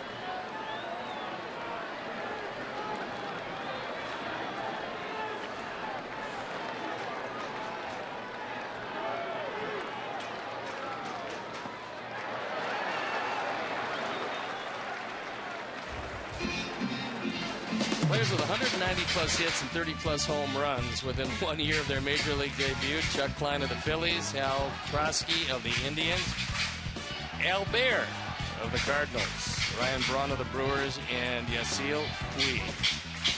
191 hits and 30 home runs in 1 calendar year. Well, tomorrow will be his 1-year anniversary. He's a pretty amazing player. 2-2 pitch. He gone. And he just breaks his bat in frustration. as some high heat buzzes right by him. He had been staying. He changed the eye level. Look at all the pitches, and then watch where he went. And this is something that Jose has picked up in the last year plus. Changing the eye level of a hitter. Puig shatters the bat. Very disappointed. But that's a question of a pretty smart starting pitcher going down, down, down, and all of a sudden a face-high fastball. It looks a foot faster. It's unbelievable how much faster it looks. Yep. It's absolutely, when you get a guy who changes your eye level and he throws you 4 or 5 pitches downstairs, you might foul one off, 2 off, whatever. I mean, all of a sudden he comes up neck high. You can't get there.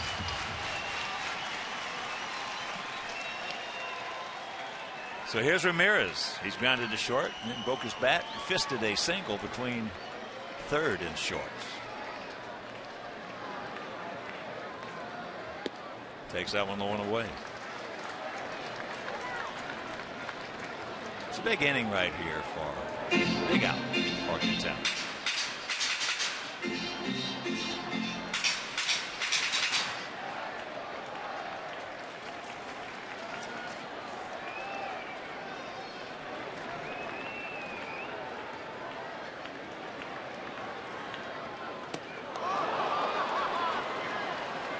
Good change, and he kept it away. And Ramirez well out in front of him.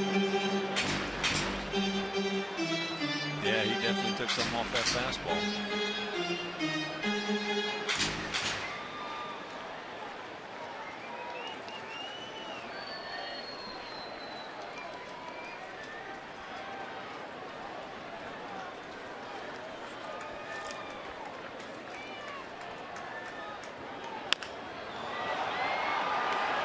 Long peg, low throw, can't get it. Dadgummit. I'm not sure why he didn't run to third base. I don't either. It's going to cost him a run. 2-1 ball game.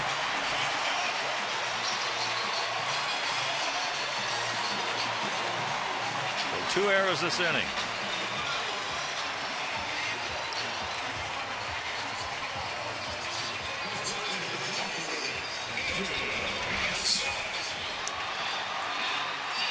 Seemingly out of the inning and a good straight change away. And with the pitcher running and nowhere in the picture, all you got to do is sprint to the bag, and you got him by 2 steps. He had plenty of time to go to the bag.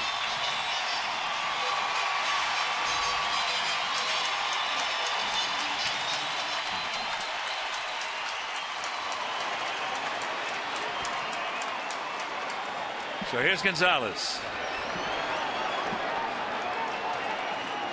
He's 0 for 2. He's grounded to second and lined hard to third.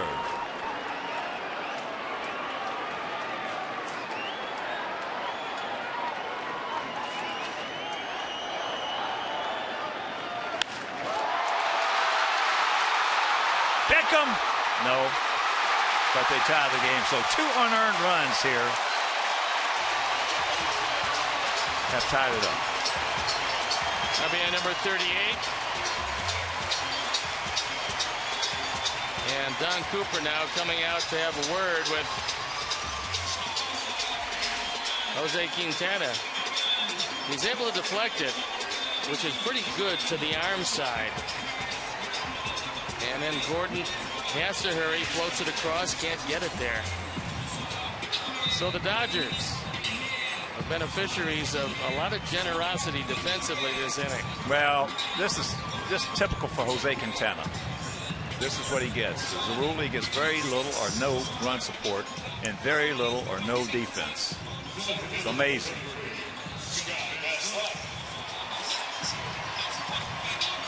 Well, you're seemingly out of the inning. A huge pitch to Puig in a tough situation, and then a ground ball out of Ramirez. But before you know it, it's a 2-2 game.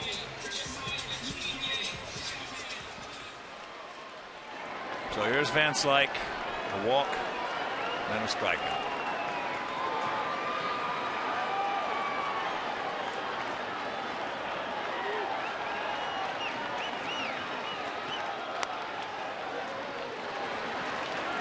Takes ball 1. Usually what pitching coaches tell you in that situation is you can't do anything about what's happened, but you're still in a tie ball game. Bear down, get this guy out, and turn it back over to your offense.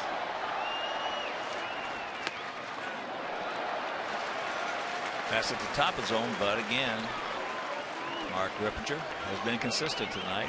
Nothing high, and calling the low strike.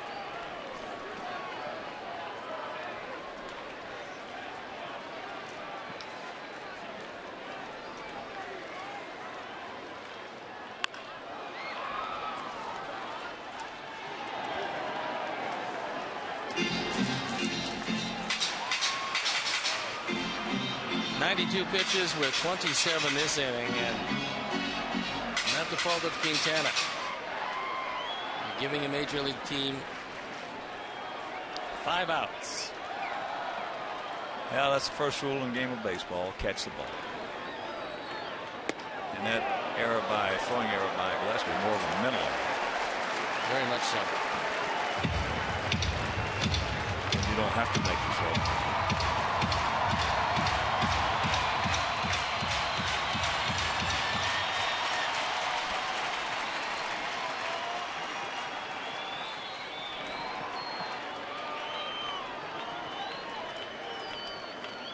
Pitch. So those 2 errors have cost him a ton of extra pitches, and that'll load him up. Now Lexi comes in, talking with Jose, and the bullpen for the first time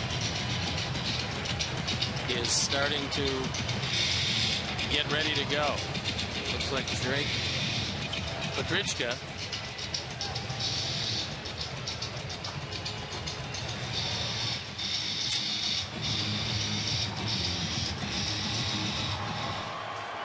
here's Turner.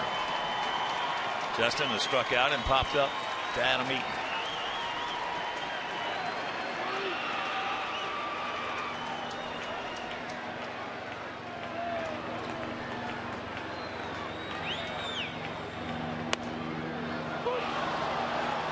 Him off with a changeup. Calls that one. Turner, for a utility player, has been especially good with the bases loaded. Last time up, actually had a pretty good swing, just under it.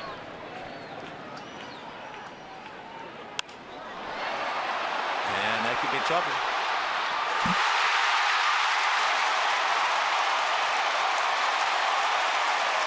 So 4 unearned runs here on a horrible inning defensively for our Sox. RBIs 13 and 14 for Turner, as he gets just enough of it to get it over the head of Beckham.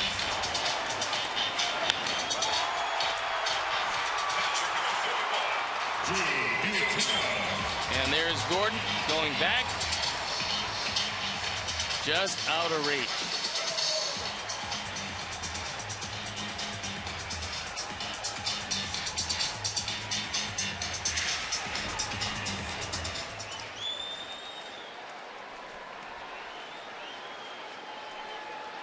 How many times have we seen this happen to Jose Quintana? Pretty amazing over the last couple of years. It is pretty amazing. It really is. There's ball 1 to Butera. It's almost unbelievable.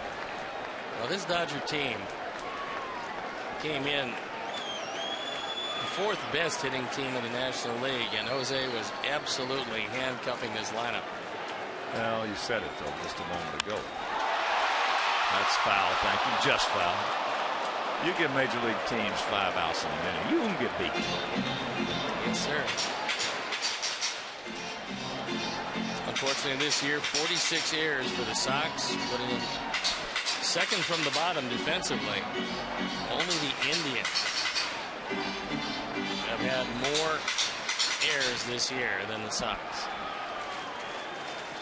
And Jose, not of his making, has thrown 33 pitches this inning.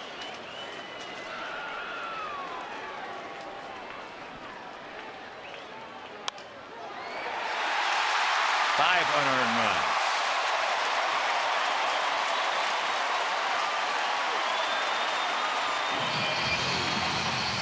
That is the 10th run driven in by Butera.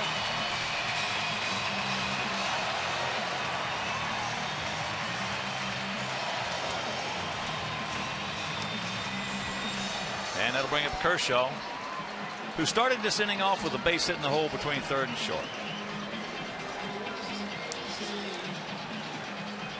Pitcher number 22, Clayton Kershaw.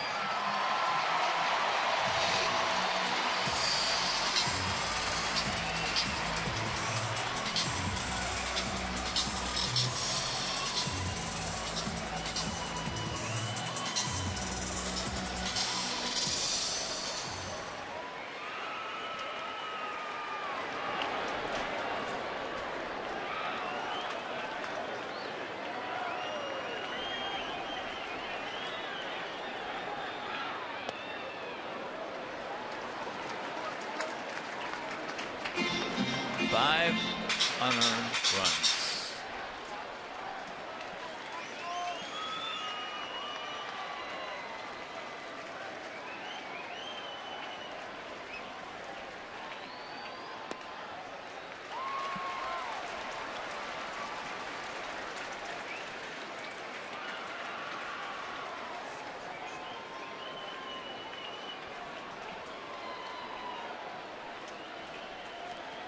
Two out, two on.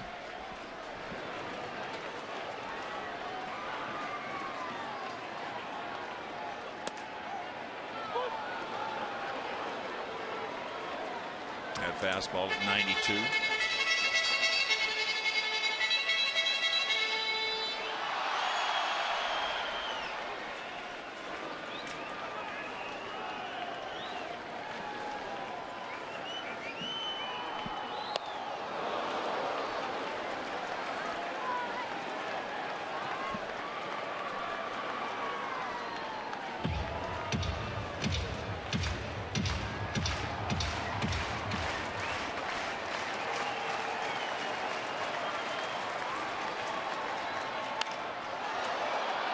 Got a high breaking ball there. Fouls it away. Pitch number 105 coming. And the middle of the order due up against Kershaw in the 7th.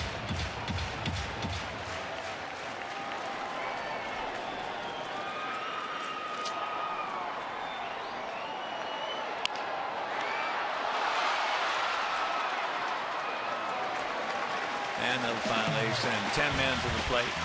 Horrible, horrible inning for our guys. 5 earned runs, and we trail it by 3.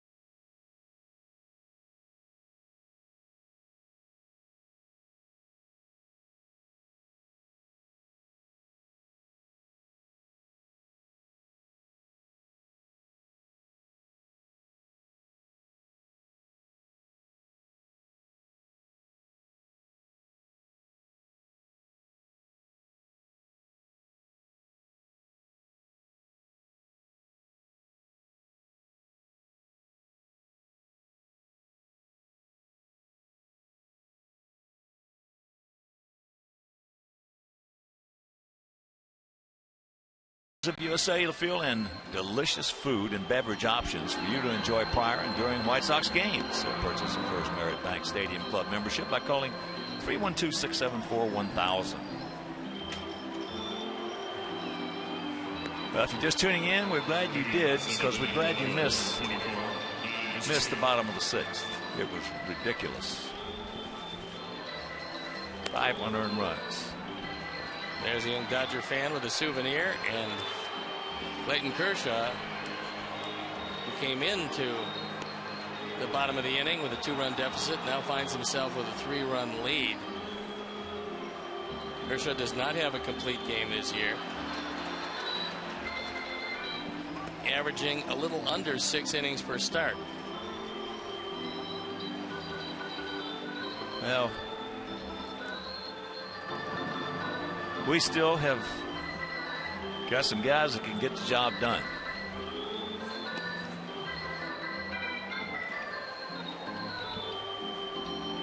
Clayton Kershaw has been just an outstanding pitcher.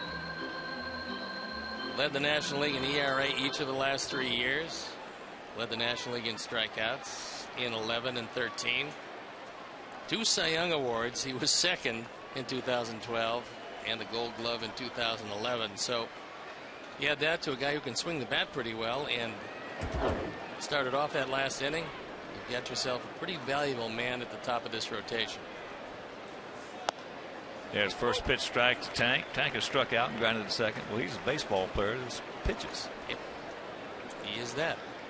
Gold Glove, swing the bat.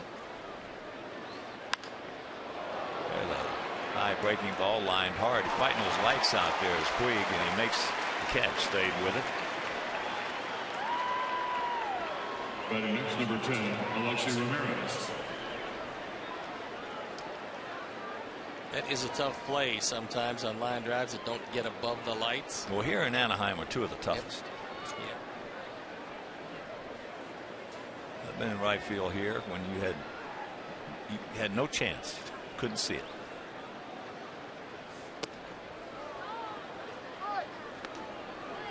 When every seat is full and got a lot of bright colors. Alexei, twice he is grounded out. Figgins at second base, fakes the bunt, takes a strike. Turner playing back a little bit, and the count 1-1.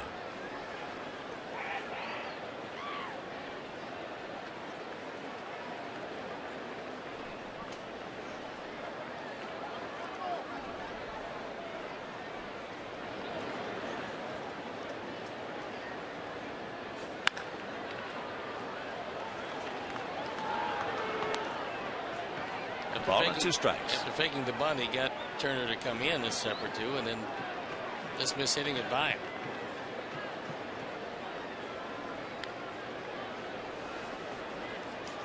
This gets this peck away.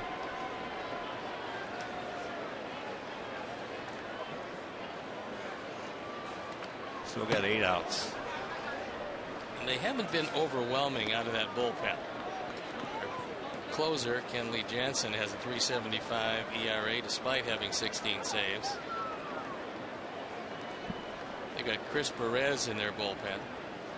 He's had some problems keeping the ball in the park. 4 home runs in 22 innings. Their left-hander is Paul Maholm, who has an ERA just under 5.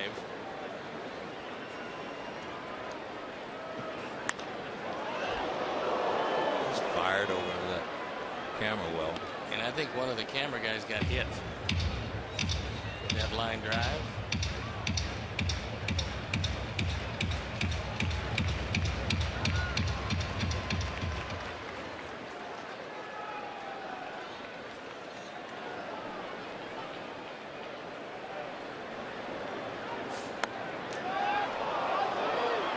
Close. Full count.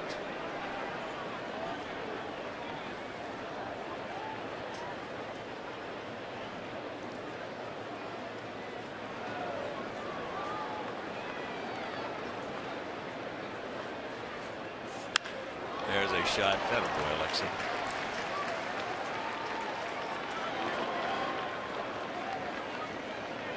Just our 4th hit. Batting next, third baseman, number 12, Connor Gillespie. And here's Gillespie. Garner's going out deep to center and grounded to third.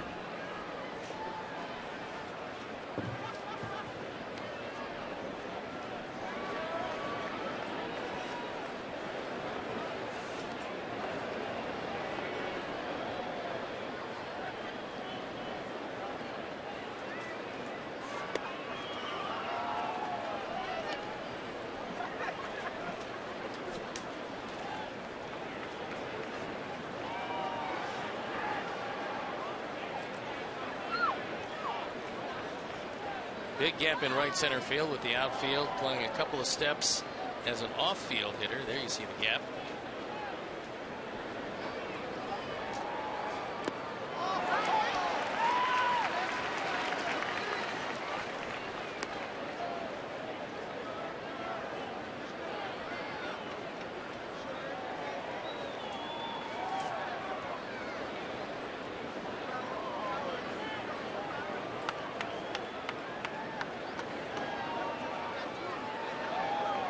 Just about most every night here in Los Angeles. Wind a non-factor.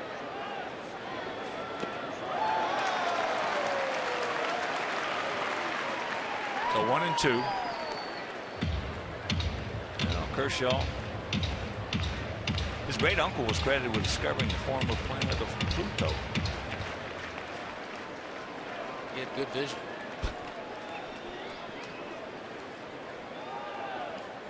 But the biggest thing about the notes we get on it, he and his wife Ellen built an orphanage in the African country of Zambia, and they travel there every off season to continue that work.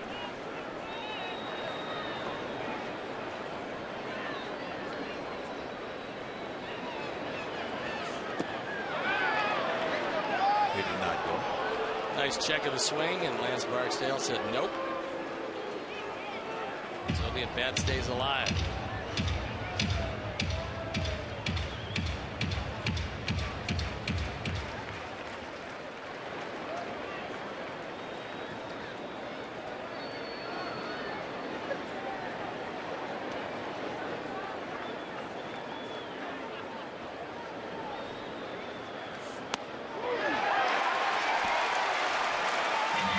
Two down.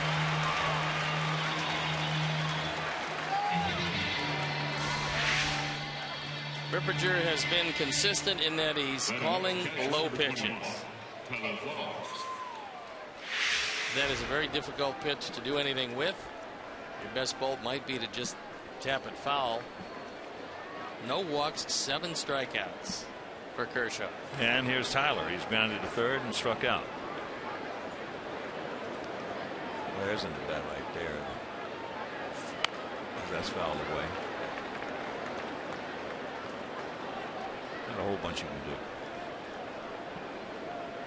No, the last pitch was just a perfect pitcher's pitch. Yeah, the only thing he could have done was he chased a couple pitches that he could have laid off, maybe drawn a walk.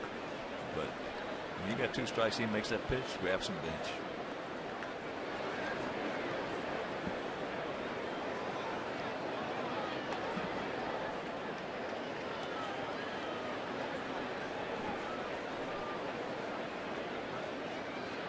Five, 6, and 0 for them. If you're just tuning in, 2, 4, and 2 for us. A big 2, because all 5 of those runs, if you're just joining us, are unearned.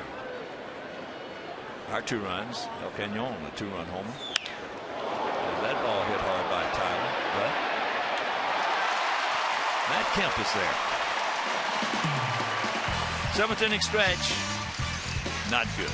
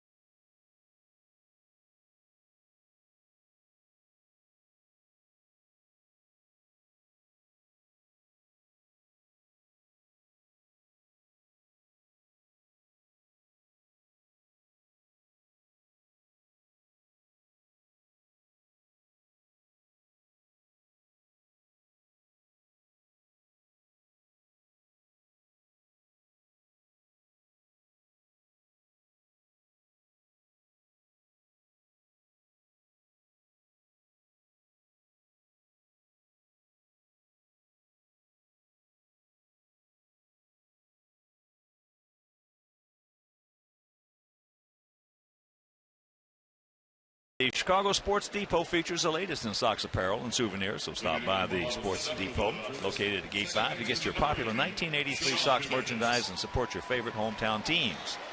Call 312-674-5SOX for more information. Got a new pitcher in the ball game, and it's Jake Petrichka. He doesn't have a record. He does have a 1.47 ERA on for the 23rd time. And the way that Kershaw is throwing, Jake could best hold him right there. He's got to deal with the top of the order, and Figgins is a whole lot better from the left side than he is from the right. He led off the ball game in the bottom of the first for the Dodgers with a sharp single. Then he grounded to third, and he struck out. Kershaw 1 for 3.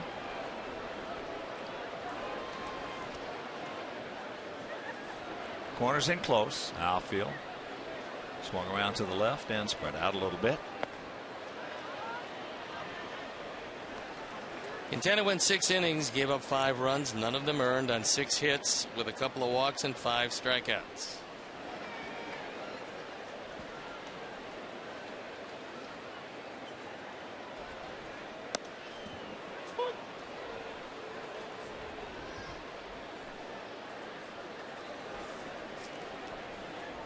One and one to count.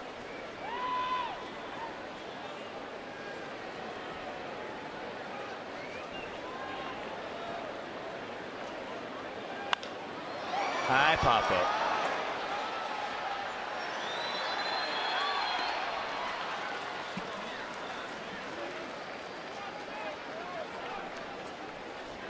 And that gentleman you're looking at has got quite a resume and quite a personality. Well, he did it in Atlanta. He put together the Washington Nationals. And where he's been. And now he's done it here in Los Angeles. And they've won wherever he's gone. That's Stan Kazdem. He's fun to talk with. He is so energetic. Yeah, he's everywhere he's been, he's done the job. He's a guy that brought John Sherholtz to the Braves. And talked with Bobby Cox. Bobby was a general manager. He brought in John Sherholtz. Bobby could concentrate on the dugout. John could concentrate on the front office. Turned into 14 straight division titles. Well, that's up to now the greatest 10 of general manager in baseball history. Yep. And they got the record to prove it. They were exceptional, and John Sherholtz is still there as the president. Frank Wren now the general manager. And then Stan got together with the Lerners and put together that Washington National team that just a couple of years ago had the most wins in baseball, and still have a pretty good team. There's a strike to Kemp, and the count 3-1.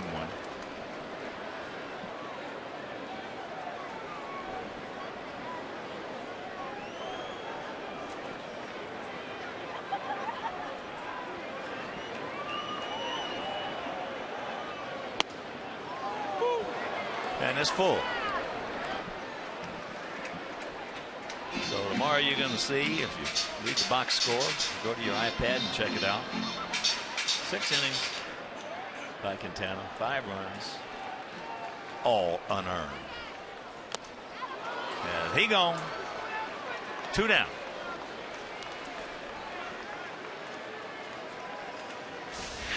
Big fought back and threw a fastball right by him.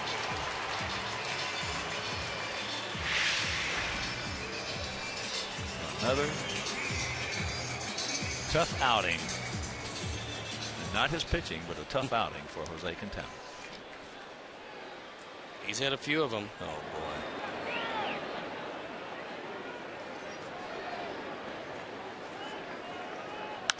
That ball hit sharply. I think that's going to be second error of the game on Gordon. And it is E4. Ball's hit hard. And it just jumps up and bites him. He hadn't been playing pepper with Gordon tonight. He's been hitting the Rockies. He is one strong young man.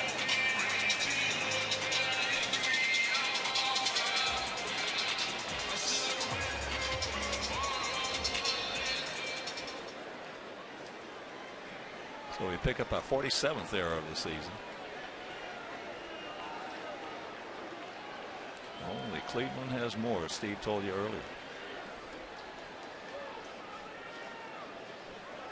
There he goes, and there is a long peg right there, and that'll retire the side. We're into the 8th. We trail at 5-2.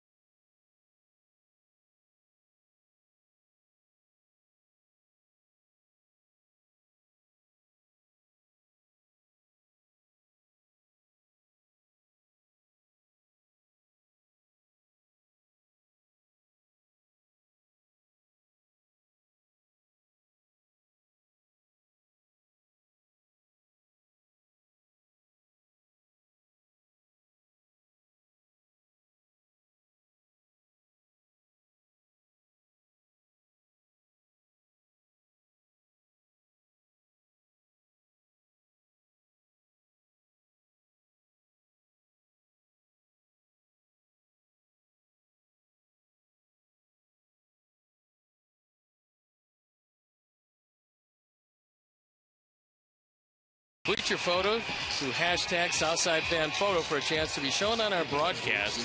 Brought to you by AT&T.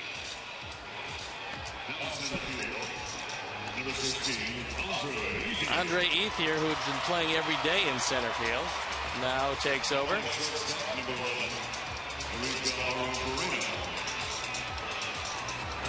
And Arabuena takes over at shortstop. Arizabel Arabuena.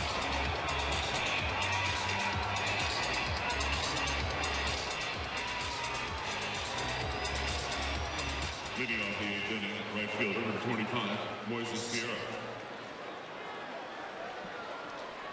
So here's Moises Sierra. A grounder to short, had a swinging bunt single. That's out of play right side.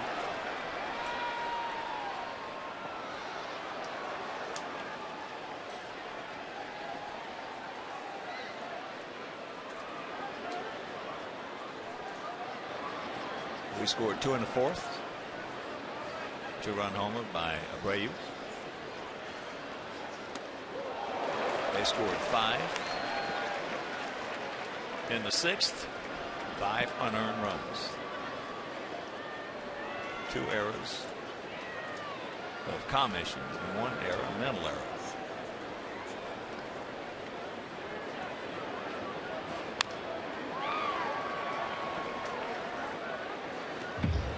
Paulie has come out on deck.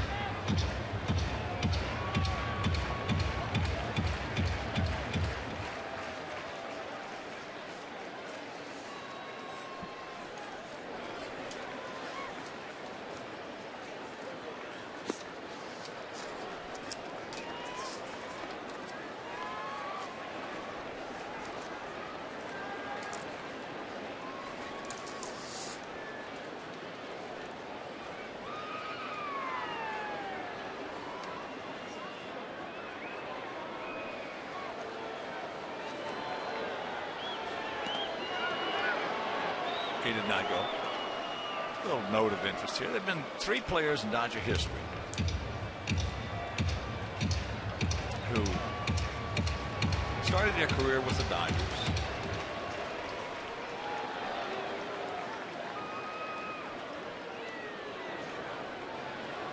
and hit their 400th home run in somebody else's uniform. As he gets him as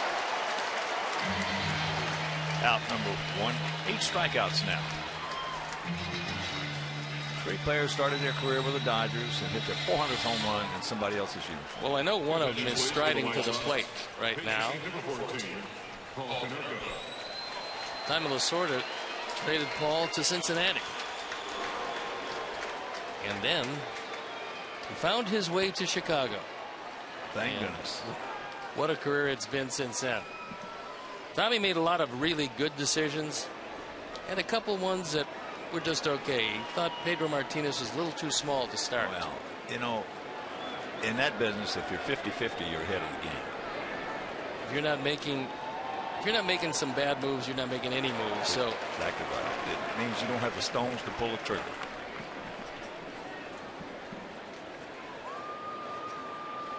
You get to 55-45, you're way ahead of the game.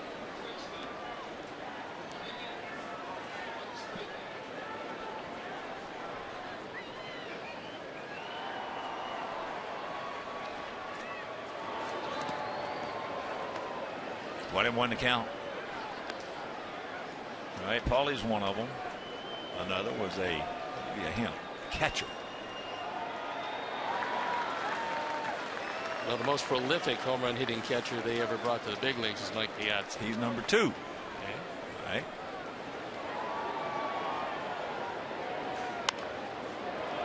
And the third one is a guy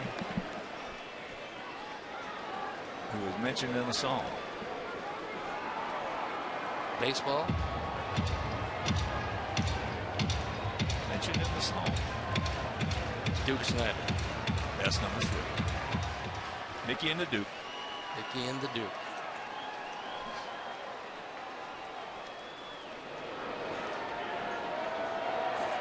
That was a great debate in New York.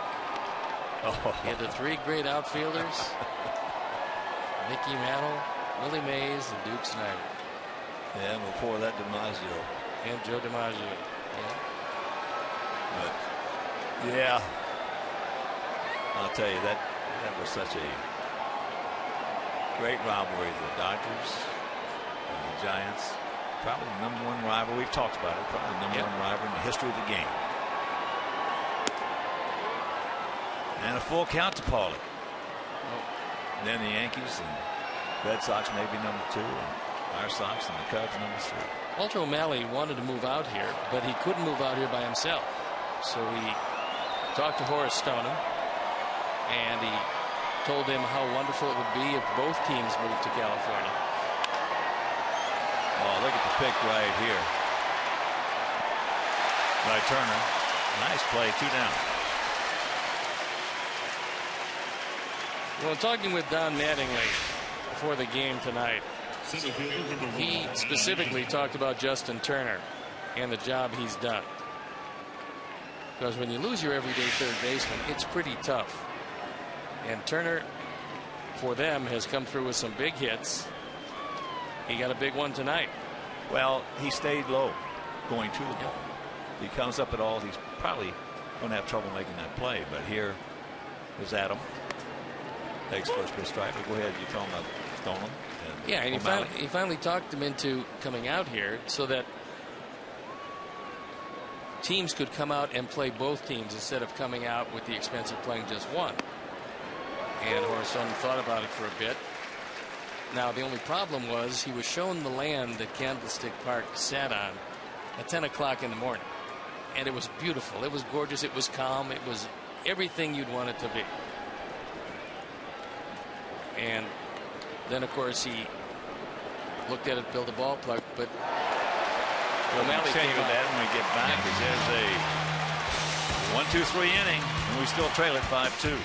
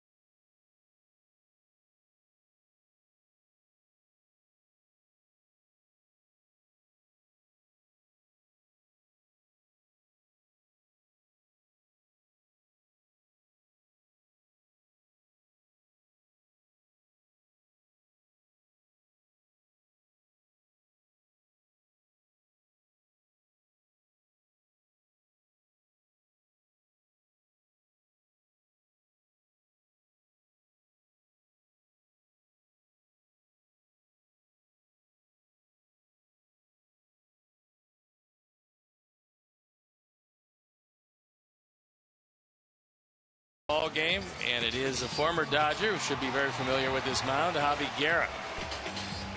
Guerra on for the 4th time. 5 strikeouts, just 1 walk. His ERA a little higher than he would like at this point. And you were talking about O'Malley and Stolen. Yeah, Horace was eventually going to come here and was convinced to then move to San Francisco. And of course, this wasn't built at the time.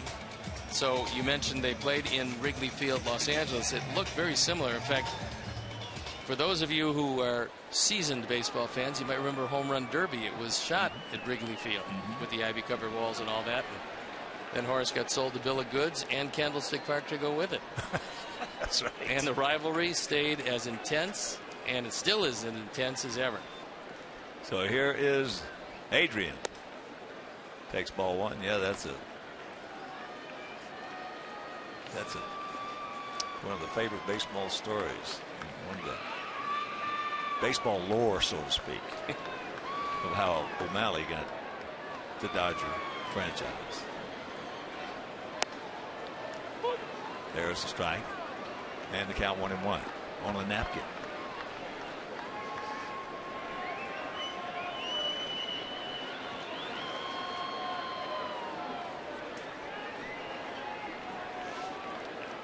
Gonzalez had an infield single. And now Abreu. Here's our Xfinity high-speed action replays, and it is the 6th inning. And a very tough inning it was. This looked to be the 3rd out. But instead of taking the force, the low throw, and it made it a 2-1 game. Then Gonzalez came up off Quintana's glove, and it made it a 2-2 game with a little looper over Beckham's head, making it a 4-2 game. And a base hit through the right side made it a 5-2 game. So here is Ethier making his first plate appearance.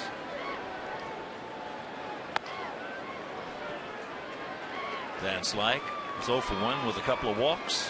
One of them was a big walk, and he scored.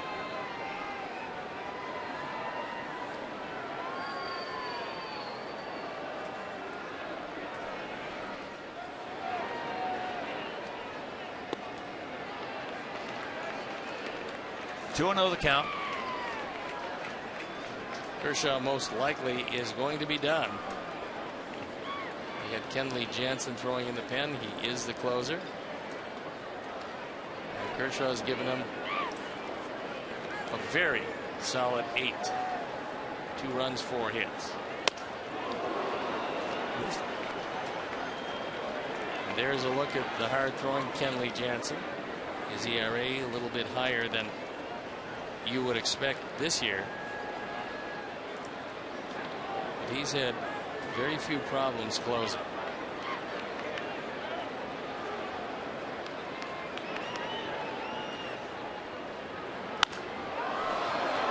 This might be, just looking around, even though this is historically a late arriving and early departing crowd, this might be the fewest fannies and seats I've ever seen in Dodger Stadium. They're going to announce a whole lot more sold than we're actually in the ballpark tonight. Season tickets. Yep. Fannies and seats? Never seen this. They're averaging 46,088 tickets sold.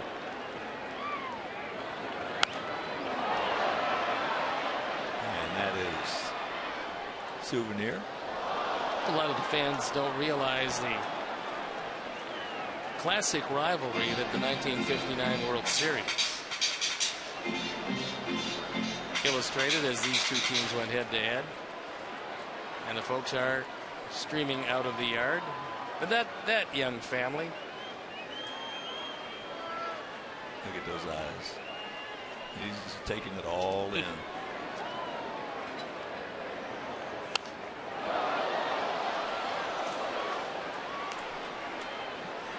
Well, we had a good game going until Steve just showed you the bad defense. First rule in baseball, catch the bleeping ball.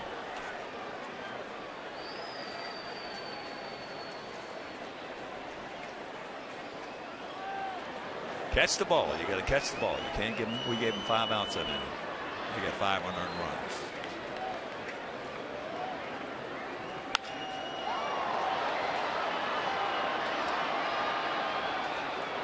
Another foul ball.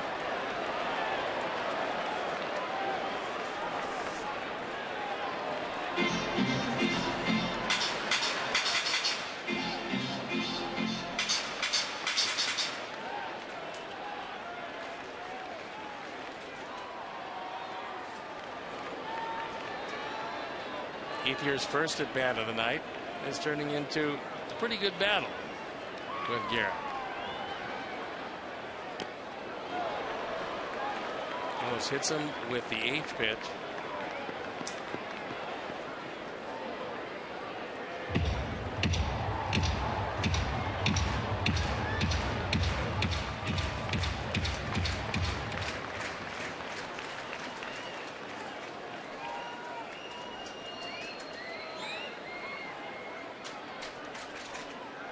And once again, the payoff.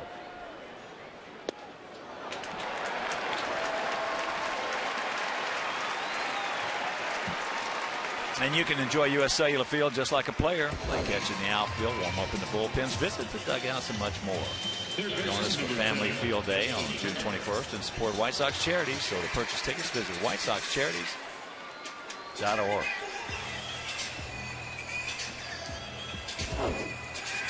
A good outing by Jose Quintana.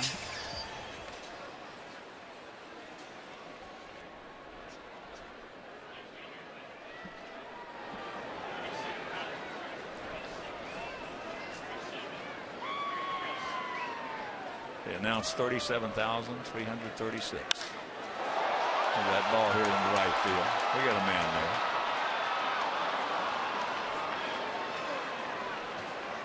So Turner's retired. He's now 1 for 4. At night, if you think about taking it to the opposite field, you better really get every bit of it. Yeah.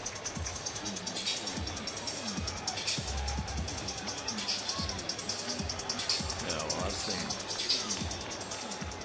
before they moved the fences in, I've seen a lot of strong guys hit it very hard.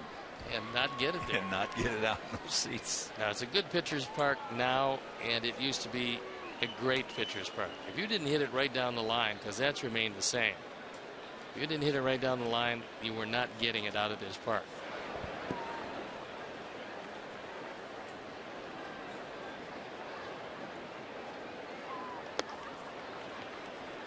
One of the things I always remember about this ballpark, though,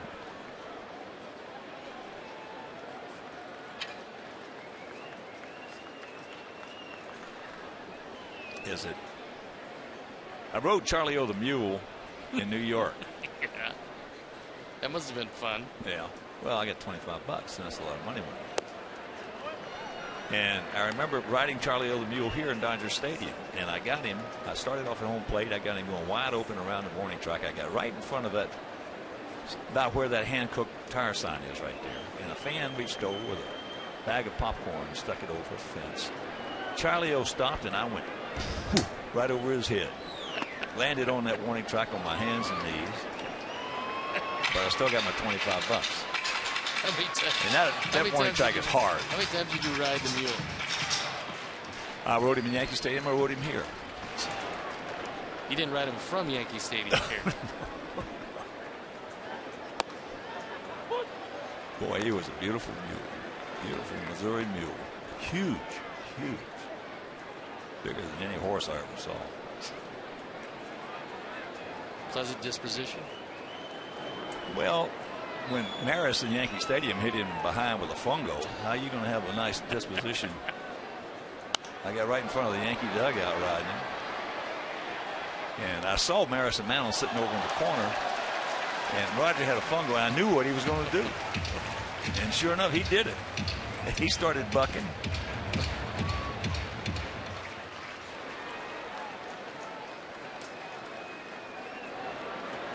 And I was holding on for dear life.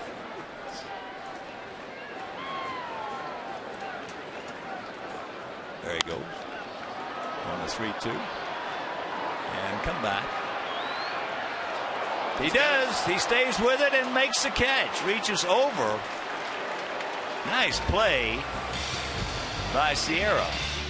And that'll retire the side. We're into the ninth. Come on, boys. Let's give him a finish.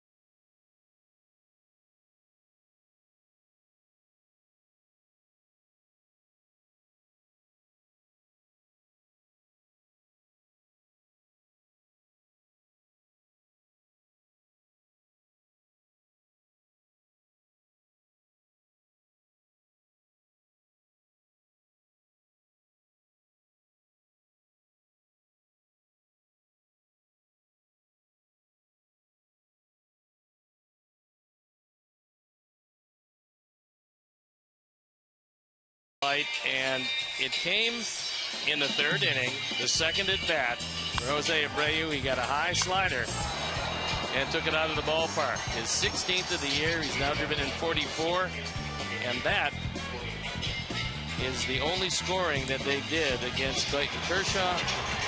And now the closer comes in, Kenley Jansen. He's out of Curacao, and he's a very big man, 6'5", around 260 pounds. There you look at the numbers this year. 16 of 18 in save opportunities. 39 strikeouts in 24 innings. He can get it up there. Moises Sierra comes over, stays with it, concentrating, battles Andre Ethier, who's sitting in the seats for some reason, and gets the catch. Get out of there, Andre. Nice play by Sierra. All right, we got some guys coming up. We can get something done. Beckham, Abreu, Viciedo, Ramirez. Jansen didn't close full-time last year, but he did save 28. And his ERA, 188 in 75 games. That is pretty impressive.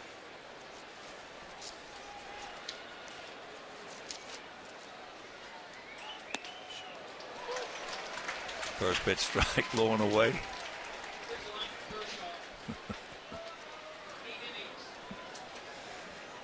Yeah. Sixth inning. Wow. 5 unearned runs.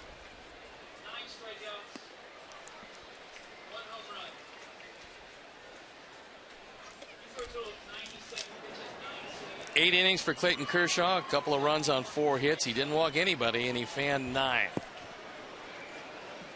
He did it in 97 pitches, and he did it very well.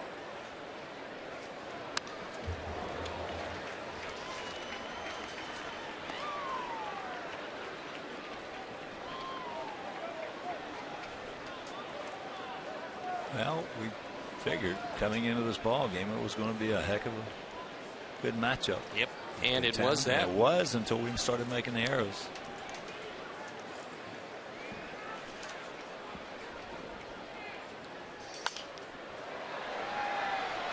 That's going to be souvenir into the mezzanine section.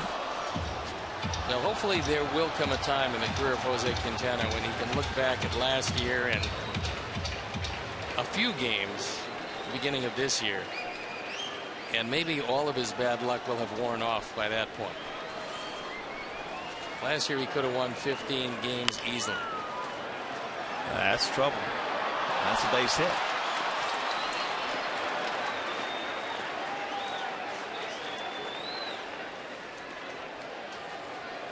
This is a tough play for Turner. He really doesn't have much of a chance. As Gordon takes a curveball, gets a little piece of it. And with Turner playing back, it's a do-or-die pickup. He was trying to time his footwork, but that's when you got to grab barehanded and throw in one motion, or you have zero chance to make the play. Yeah, he's not going to make a transfer. Nope. Meanwhile, it's a good start.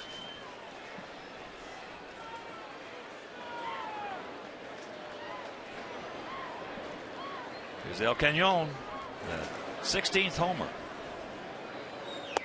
Checks it up. He did not go.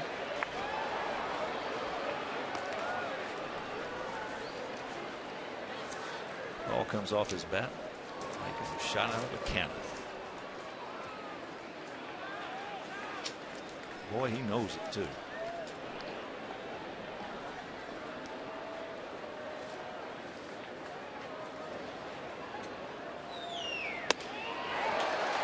He just immediately goes into his. He doesn't stand there and admire it. He just immediately goes into his little trot. Well, when you've hit as many as he has, you get a real good feeling for those that are leaving the yard and those that are staying.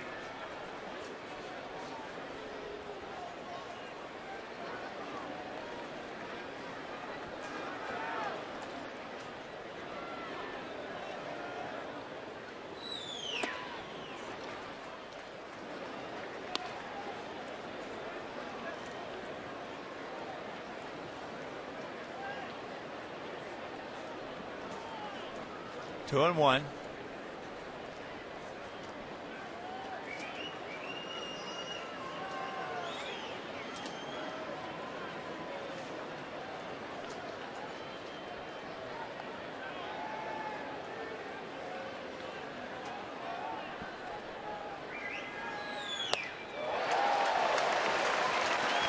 In case you're just getting home and did not hear, they got hit a couple days ago, right just above, a couple inches above the elbow. In a simulated game, rookie ball pitchers brought up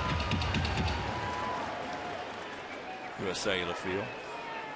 And before the game today, there was a throw that hit him real hard right underneath his left collarbone. So between he and Quintana, they didn't have any bad luck. They wouldn't have any luck at all. One out.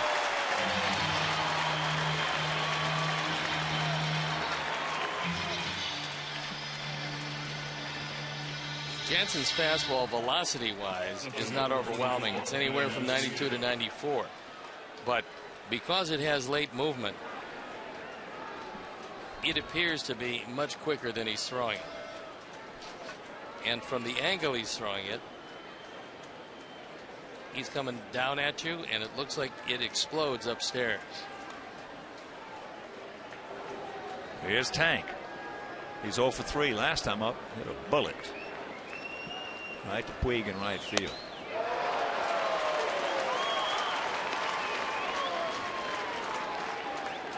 That looks like the hardest 92 that we've seen in a while. It does, you know.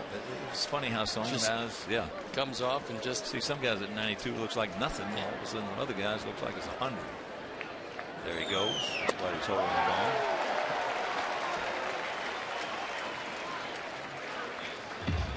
So that'd be indifference.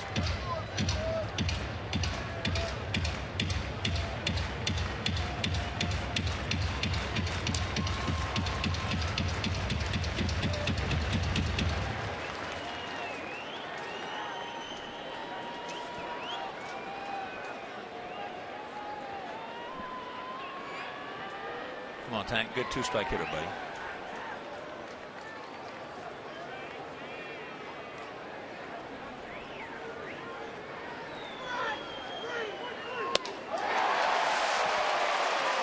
Two down.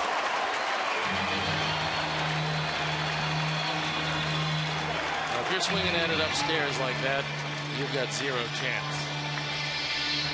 Shortstop number 10, Alexei Ramirez.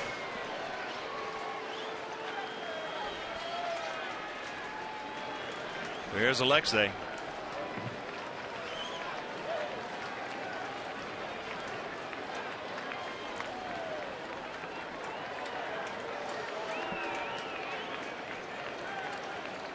Alexei, 2 grounders to second, and a sharp single in the left field. Takes it just off the corner. Mark Ripperger has had himself a good game behind the plate. He's been consistent. That's why he's had a good game. He did not call the high strike, and he did call the low strike. Yep. And that stayed pretty much throughout the game.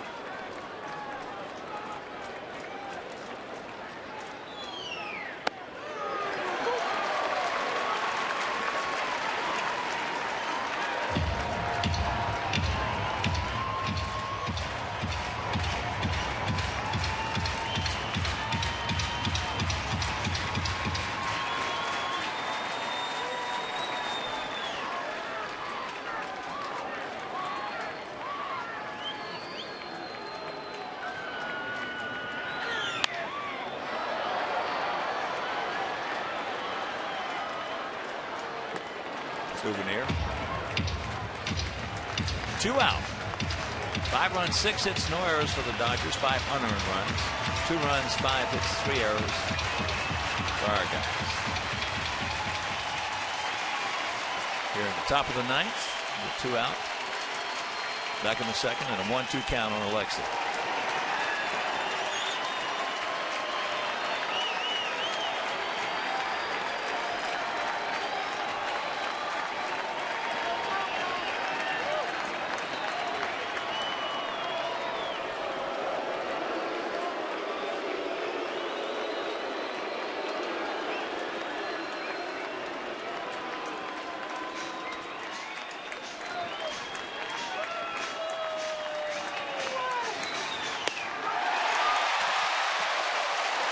So he strikes out the side, and this ball game is over. Well, unfortunately, this one was gift wrapped, and Quintana threw very well. Obviously, we saw the result of giving too many outs to a major league team. Yeah. 2 physical mistakes, 1 mental mistake. Add them together. 5 unearned runs. And let's check out our GMC professional grade player of the game. It is the 26-year-old southpaw Clayton Kershaw, our GMC professional grade player of the game. So for my partner Steve Stone, our director Jim Angio, our producer Mike Leary, our associate producer Dave Ross, our technical manager Mark Harper, also the mayor Mean Joe Boob, and for the executive producer Jim Corno Jr. And Lee Gamble and sound, Greg Prosser, Jumpin' Johnny, the cameraman, and the premier stage manager in all of sports, JR John Reynolds. This is the Hawk. So long, everybody. Coming up next, Sportsnet Central with Ayanna Crystal. You've been watching White Sox baseball right here on Comcast Sportsnet.